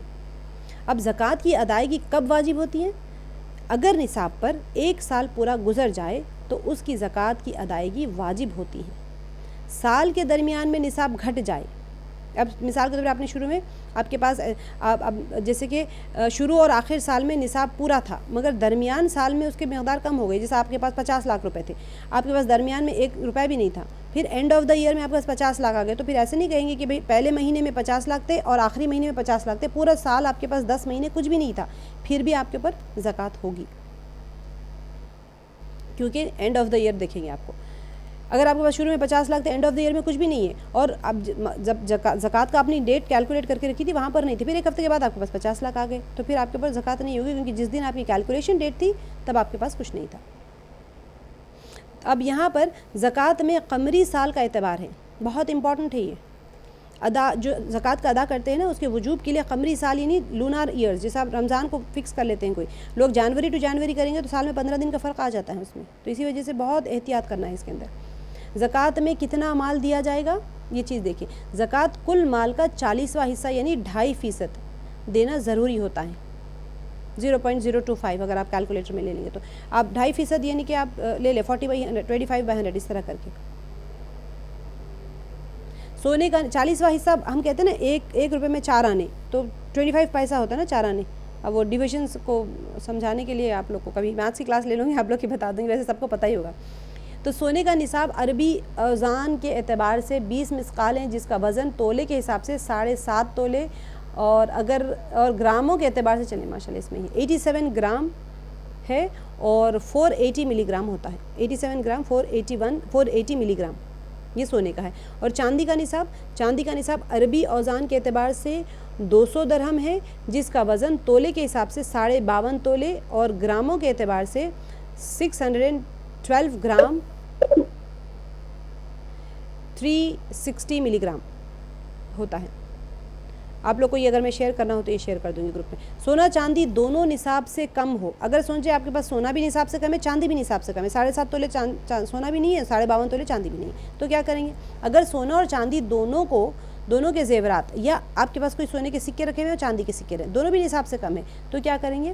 اشیاء جو بھی اشیاء ہوتی ہے وہ ملکیت میں ہو تو کیا کریں گے؟ لیکن کسی ایک کا نصاب بھی پورا نہیں ہو رہا ہے تو دونوں کو ملا کر قیمت لگائی جائے گی، اور اگر دونوں کی قیمت مل کر سونے یا چاندی کی کسی نصاب پر پہنچ جائے تو زکوٰۃ واجب ہو جائے گی۔ آپ چاندی کا لے لیں 52.5 تولے، میں نے پرسوں ہی دیکھا 40,000 جس کے پاس ہے وہ صاحب نصاب ہو گیا، 40,000 آئی تھنک 750 روپیز چل رہا ہے چاندی کا، 1 گرام کا، ایک 10 گرامز کا، 52.5 تولے کر لیں، 52.5 کر لیں، اس کے بعد میں آ رہے ہیں آپ کو 40,000 کے آس پاس آ رہے ہیں۔ تو پھر آپ کے پاس اگر اتنا ہے، 40,000 کسی کے پاس ہے تو وہ صاحب نصاب ہے، مال ہو یا سونا ہو یا چاندی ہو، یعنی آپ کے پاس 10 تولے سونا ہے اور 2 تولے سونا ہے اور 10 تولے چاندی ہے، تو پھر آپ کیا کریں گے؟ اس کا کیلکولیٹ کریں گے دونوں کا ریٹس ملا کے، اور ملا کے دیکھیں گے کہ کون قریب آ رہا ہے۔ تو اگر 52.5 تولے چاندی کے آس پاس آپ کے پاس مال ہے تو پھر آپ صاحب نصاب ہو گئے ہیں، ٹوٹل کا کیلکولیٹ کر کے آپ نے زکوٰۃ نکالنی ہے۔ اگر زیور کے ساتھ روپیہ بھی ہو تو کیا کریں گے؟ زیور کے ساتھ اگر روپیہ یا سامان تجارت موجود ہو تو پھر اگرچہ زیور کا وزن نصاب تک نہ پہنچا ہو لیکن سب ملا کر قیمت چاندی کے نصاب تک پہنچ گئی۔ آپ کے پاس مثال کے طور پر میں نے بتایا نا 1 تولہ سونا ہے، 1 تولہ چاندی ہے اور کچھ پیسے 50,000 روپے ہوں گے سمجھے، یا 10,000 روپے ہی ہیں، تینوں کی کیلکولیٹ کریں گے۔ پھر آپ کیلکولیٹ مارکیٹ ریٹ نکال کے اور پھر دیکھیں گے کہ 52.5 تولے کی ریٹ آ رہا ہے یا 7.5 تولے کا ریٹ آ رہا ہے، یا پھر تو نکال کے آپ پورا زکوٰۃ نکالیں گے۔ چلیں ہمارا ٹائم ہو گیا ہے تو انشاءاللہ اس کے ساتھ ہم آج کلاس کو روکتے ہیں۔ کسی نے کچھ سوال پوچھا تھا، دیکھتے ہیں اس کو میں دیکھ لوں گی کیا ہے سوال آپ کا۔ تو تھوڑا سا احکام زکوٰۃ ہے، اہم چیزیں ہیں، آپ لوگ پوچھنا ہو تو پوچھ لیجیے گا گروپ میں انشاءاللہ اس کو۔ یہ تو میں آپ لوگ کو بتانے کی، میں ہمیشہ بول رہی ہوں نا کلاس میں بتانے کے ہم بتا تو دیتے ہیں، لیکن آپ کو جب کوئی چیز اس کو کرنی ہوتی ہے نا، کیلکولیشنز وغیرہ کرنے ہوتے ہیں تو پھر کیلکولیٹ اپنی